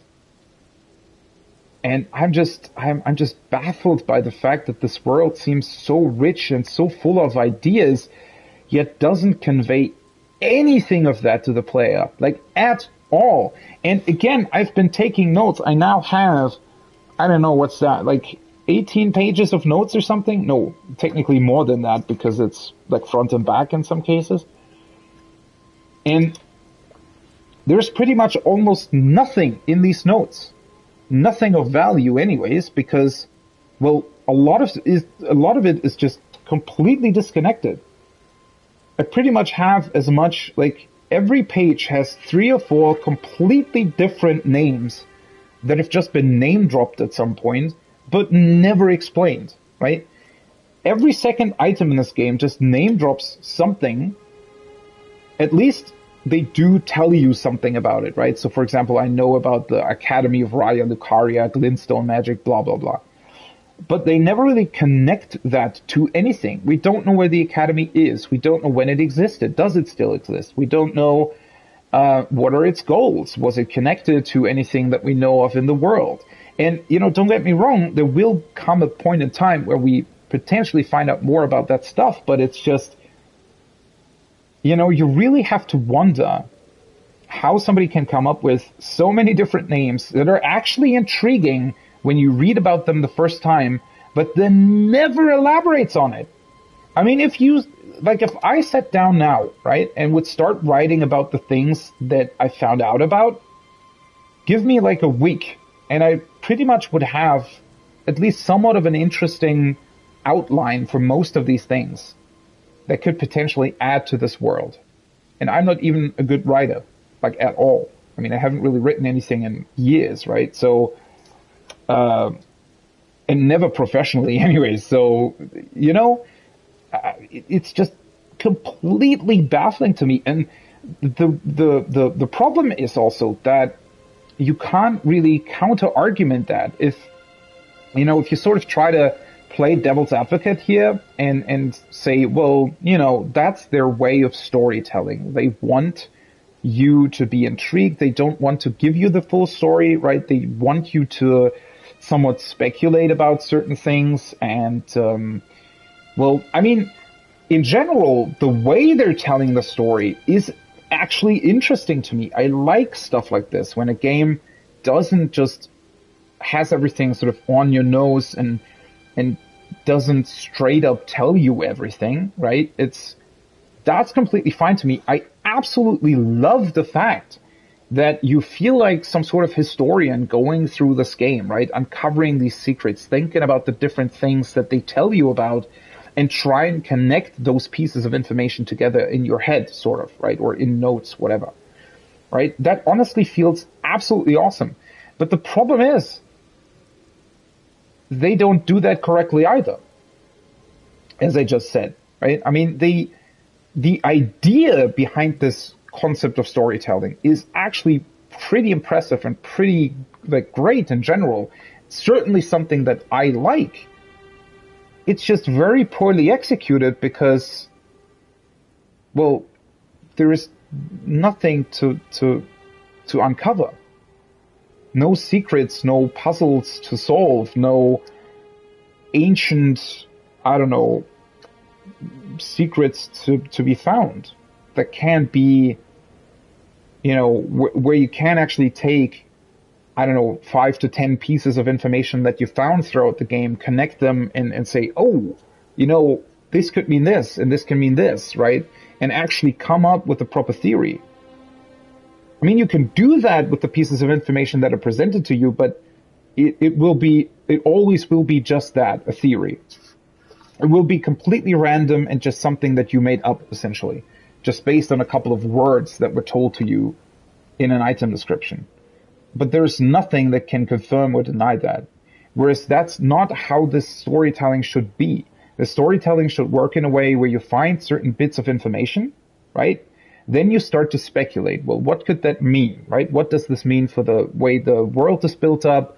What does this mean for certain, I don't know, characters, NPCs, locations, events, whatever, right? And then over the rest of the game, you find other bits and pieces of information that either confirm or deny your theories, right? And then they can either surprise you in a very cool and unique way and take the story and everything that you knew about or thought you knew into a completely different direction, or it can be pretty cool because it gets confirmed what you thought was true, right? Which can also feel pretty great. But the problem is they're not doing that, right? They're not doing that at all. They just present you with new information all the time without actually ever confirming or denying any other piece of information that you found. And over the course of the game, and the more the game drags on, it just becomes more and more uninteresting, and to the point where, well, everything's just completely meaningless at the end, right? And I'm not that, right? I'm not saying that that's actually the case. I'm just saying that's where I feel like it's heading. Currently, anyways, if they don't change things. And that doesn't detract from what the game does well, right? The fact that the storytelling is so far executed incredibly poorly doesn't detract from the fact that a lot of the gameplay and exploration and items and whatnot are all really, really cool, right? So there's still a lot that's just absolutely phenomenal and incredible about this game. It's just that, sadly, other parts, which I feel like personally are actually easier to do, right? I mean, I would say that if you already have all these names, as I said before, right? If you already have all these names and at least a basic outline of some concepts, coming up with the rest is the easy part, right? Because you don't have a white page in front of you where you literally have to come up with everything from scratch. You already have everything here, right? You just need to elaborate on it. And that's what's so weird to me. How do you put so much time and effort into making this world and creating, you know, all of this, what we see here on the map, right? All of these landscapes and enemies and interesting places to visit. And even create names for it and ideas behind it and some sort of basic outlines of what they mean, but then never elaborate on them. That is just weird to me. I mean, the gameplay equivalent of that would be, I mean, think about if you found, let's say, 2 of those ashes, or 2 of the summons, and then that's it. You will never find anything else in the game. It would just always be those 2 summons, and there's literally nothing else, right? The system is in there, you can summon, but it's only those 2, right? Nothing else. it would become a completely uninteresting system and something that you just don't really engage with anymore at some point, probably, or just something that becomes, I don't know, yeah, just boring, right? That would sort of be the gameplay equivalent of that. Or think about if you never found a new weapon or a new spell or whatever, right? But there was like one weapon already implemented, or two, or three, right? Where you would think of, oh, wait, they have spells in this game, but then it's only like one. And you ask yourself, well, they already have one. Why not just come up with a couple more ones, right? Because that's, well, I wouldn't say the easy part, but it's certainly easier than implementing the system in the first place. It's, I don't know why they're doing that. It's such a weird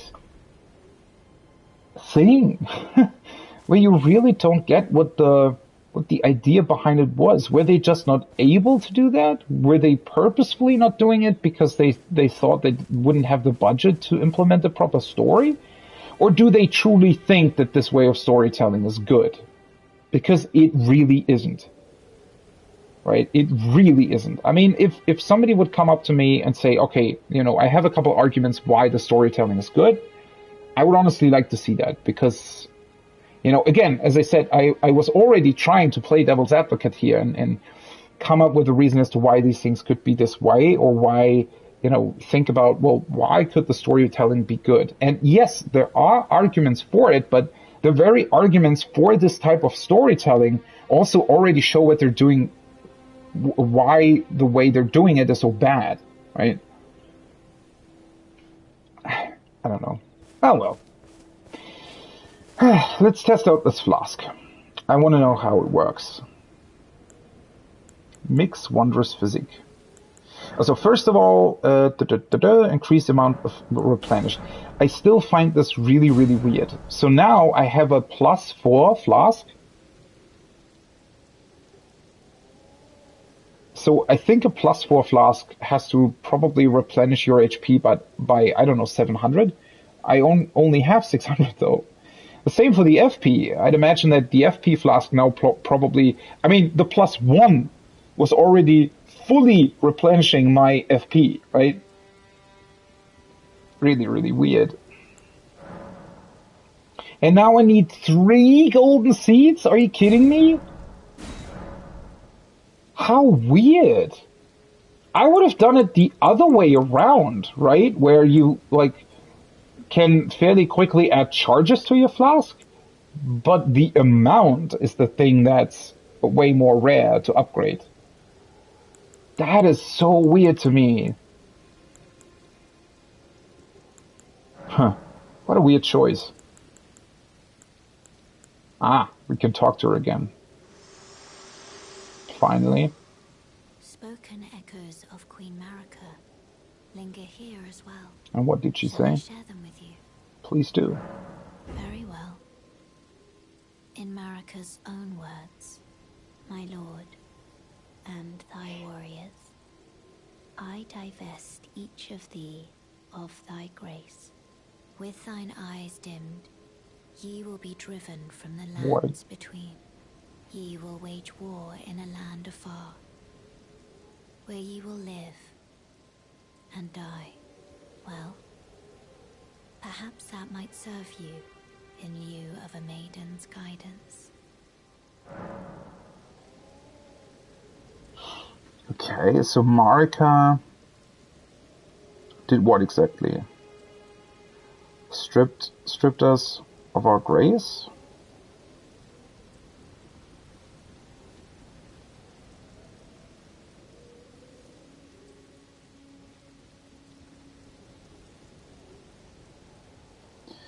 And we waged war in another land?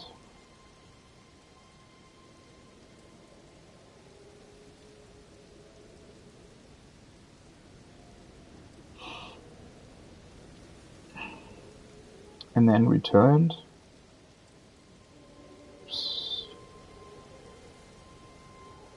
Huh. Well, now I'm confused why Marika potentially did that. I more and more get the feeling that we're actually in some sort of weird heaven plane or whatever, right? And what she just said might just be that Marika sent us back to the human world, in a way, right? So, like, God sent humans supposedly back to Earth because he thought that they weren't ready for the Garden of Eden or whatever. And, yeah, so she stripped us of our guidance of grace. I think God supposedly stripped humanity of, what's it, like eternal life, right? Something like that, whatever.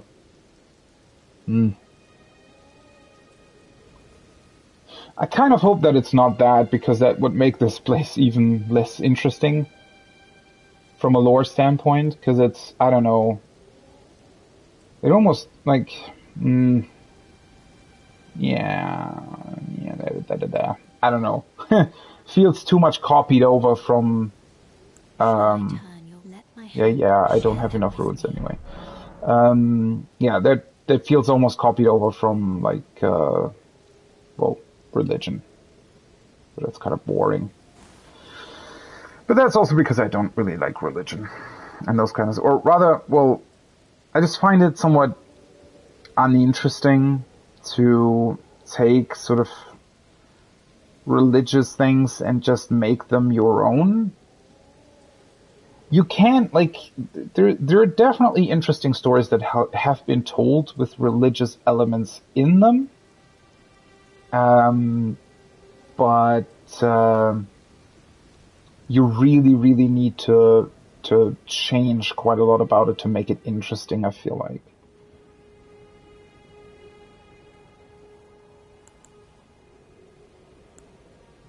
Okay.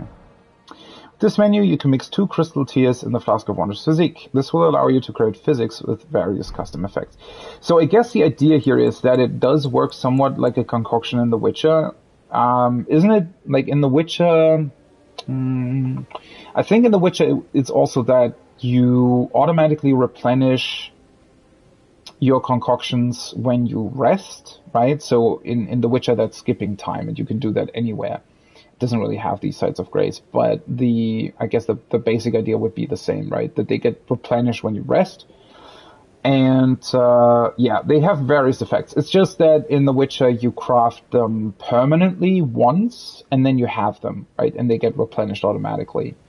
And I guess the difficult part in The Witcher is finding the correct recipes for the concoctions, and then, And then also there's, like, a limit on them as well, because you can only get poisoned up to 100, and every concoction is poisoning you with a certain amount, right, depending on their effects. You can, however, get, like, cool perks that can increase your max poison level or something. I do remember making a build like that. It's really, really fun, because some of the concoctions have insane effects. But yeah, I do wonder how it works here, because it's probably also going to get replenished every time you rest, I'd imagine. It's just, like, will this effect trigger once? Like, can we use it once and then we have to rest, or will it be multiple times? And also, how strong will it be? And yeah, so I guess it's going to be interesting to see.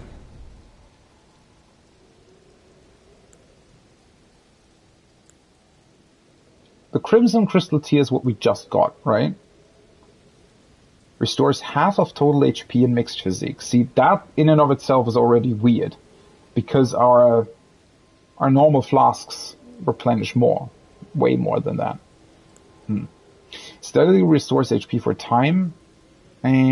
Also not that great. Temporarily boosts stamina. Depends on how long these effects last, right? Temporarily boosts faith. Yeah, I was wondering, the moose... whatever. I'll return to it later. Because I could technically, like, increase my strength, right, by taking items, but that might also be annoying, I don't know. Enhances charged attacks for a time, significantly negates damage. Does this have some sort of negative effect? Provides significant damage negation, however, this effect only occurs once and will expire after a certain duration.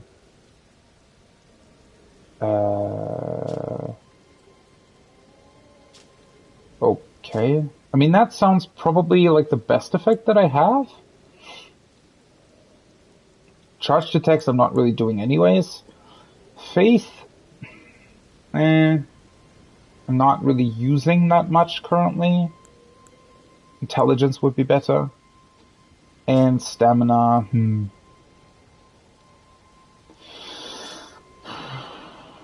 Stamina is a weird thing in terms of boosting it. I don't know if it's always really worth the effort.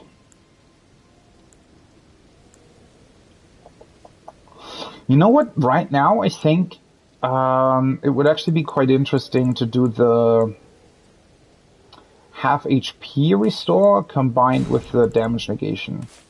Because if I see this right, then if I use it, it's essentially, well, somewhat of an extra flask. But it will also grant me damage negation for a time.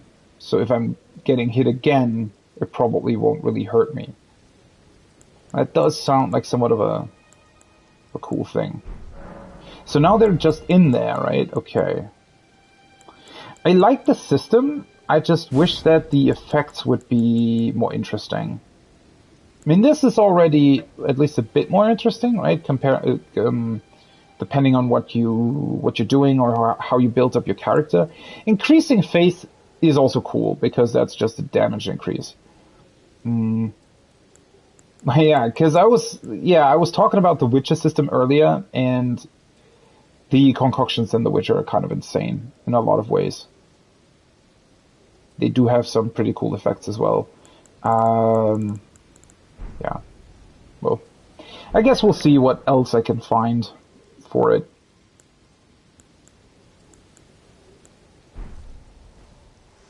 Do I want to try it somewhere? Let's see. So I probably have to equip that as well. Oh, it gets automatically equipped. Okay. And I always have one of it. Let's put it all the way to the back. That makes oh boy. Yeah, that makes the whole inventory even more cluttered. Ah, for fuck's sake. Why do they not have a better system for this? That's insane to me. Well, I could put the... You know what? It's probably a better idea to put the... Let me see. Let me actually rearrange this. So this one first, then this one, then this one. That's sort of my three main flasks. Also, it would be insane if you could upgrade the Wondrous Physique uses at some point. Then it would be pretty cool. This way it's a bit boring, but if you could get more Wondrous Physique charges, I don't think that's a thing, but that would be awesome.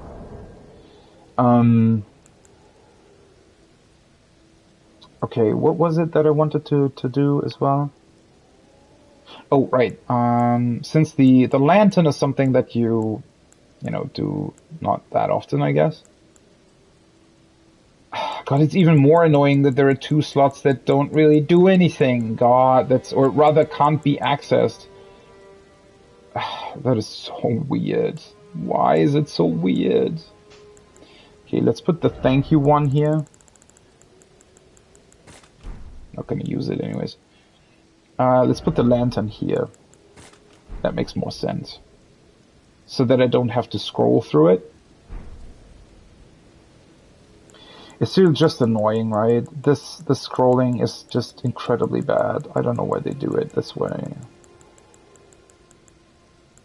It should just work in a way where you should press downwards on the D-pad, like hold it, like this. I mean, there is a function for that, right? Currently, so if I'm, for example, here and hold down, it'll always jump back to the front of the queue, sort of. But, well, it would be much better if... So I can do this, for example, right? That works pretty quickly. right? I can just press triangle and immediately left, and it'll bring up the telescope. Obviously, the animation takes long, but yeah. The pouch works pretty well. So I'm wondering, why didn't they do the exact opposite here? So, for example, pressing down on the D-pad and then accessing the face buttons or something should give you access to 4 different items. I don't know, it's just... You could do so much more with that system. Especially coming from Final Fantasy XIV, right? That has probably the best sort of controller usage that I've ever seen in any kind of game ever. Comparing it to FromSoft games, unfortunately FromSoft games have the really, really bad controller implementation. Okay, but yeah, let's see about this. I want to see how this works.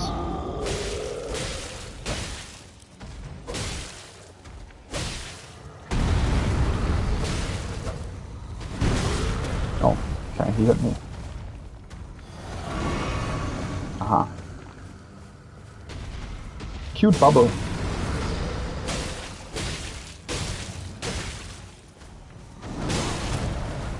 Okay. Well, it does exactly what I thought it would do. So that's actually... The way he turns around is so awkward.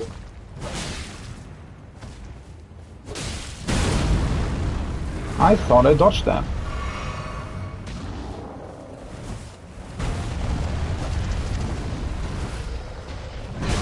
Whoa! That came out quicker than I thought. He's suddenly, like, he was really, really passive at the start, and now he's just really good. Oh, no, never mind. Those were the, shit. The golden thing that came out of him was the runes.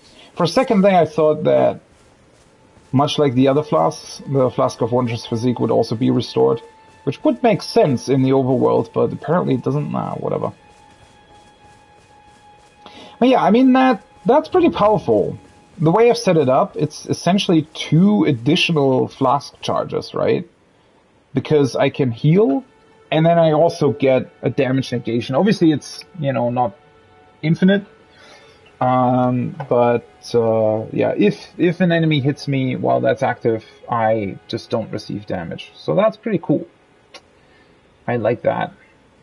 Still absolutely weird to me that it's so randomly placed.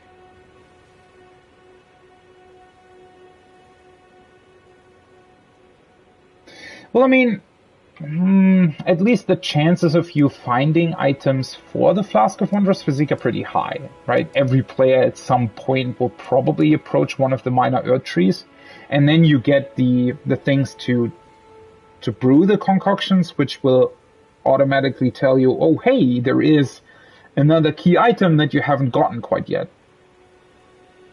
Although think about it, right? Think about if for some weird reason the player just didn't buy these notes.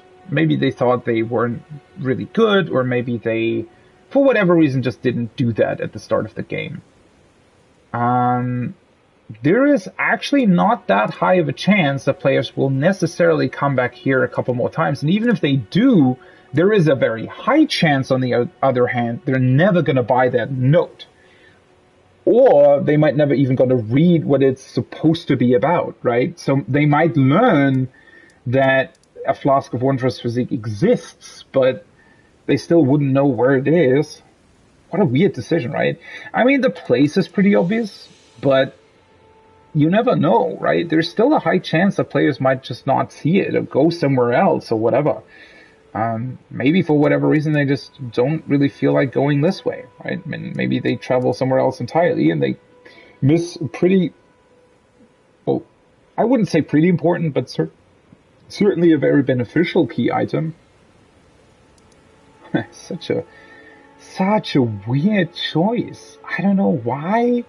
Isn't there somebody at the round table hold or something that tells you about this? That would make so much more sense. Oh well. Okay, wait, did he drop 1,000 runes? That's actually quite a lot.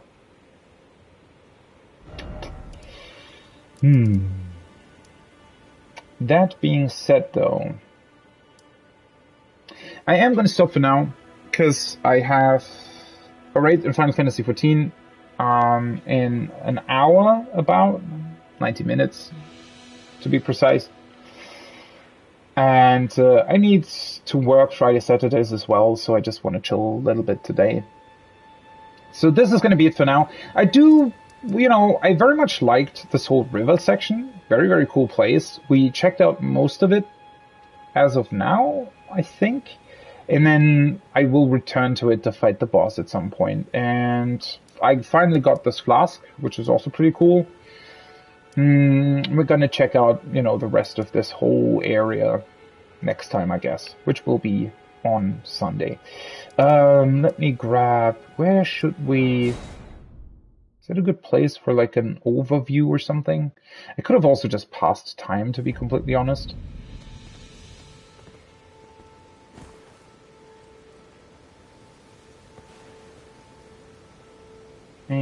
Sometimes it zooms in a little bit much, but oh well, still a nice screen, I guess. But yeah, that's gonna be it for now. I know I complained a lot about the game, but that's really, I said that in the past. The more I complain about the game, the more I like it, because that means that there's, minor issues. Well, in this case, I would call them major issues there. But yeah, there are issues with this game, and because I like the game so much, and there's so much good about this game, I'm just really confused as to why they didn't put in just a tiny bit more effort to make the rest of the game as good as most of it already is.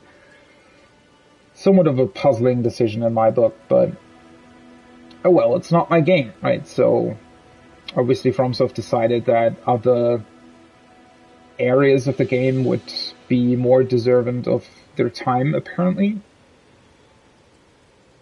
It's just to say it one more time, what's so confusing about about this whole thing to me is that I feel like they already put in 90% of the work, right? And if I already put in that much work into something, why not just go, the last 10%? I just don't get it. That is a very, very puzzling decision to me. Ah, well. It was still a lot of fun. I might actually be back streaming 14 today.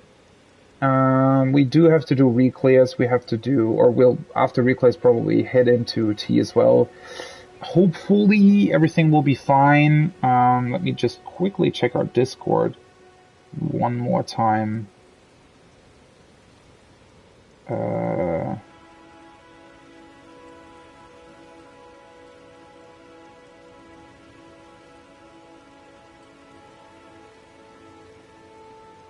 But yeah, okay.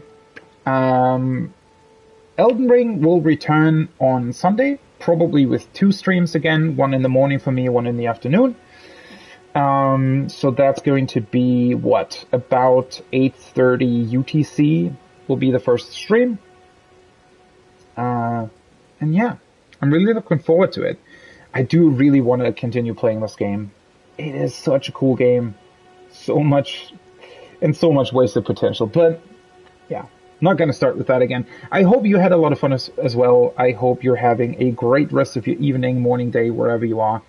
And maybe I'll see you back on the next one. Until Sunday, bye-bye.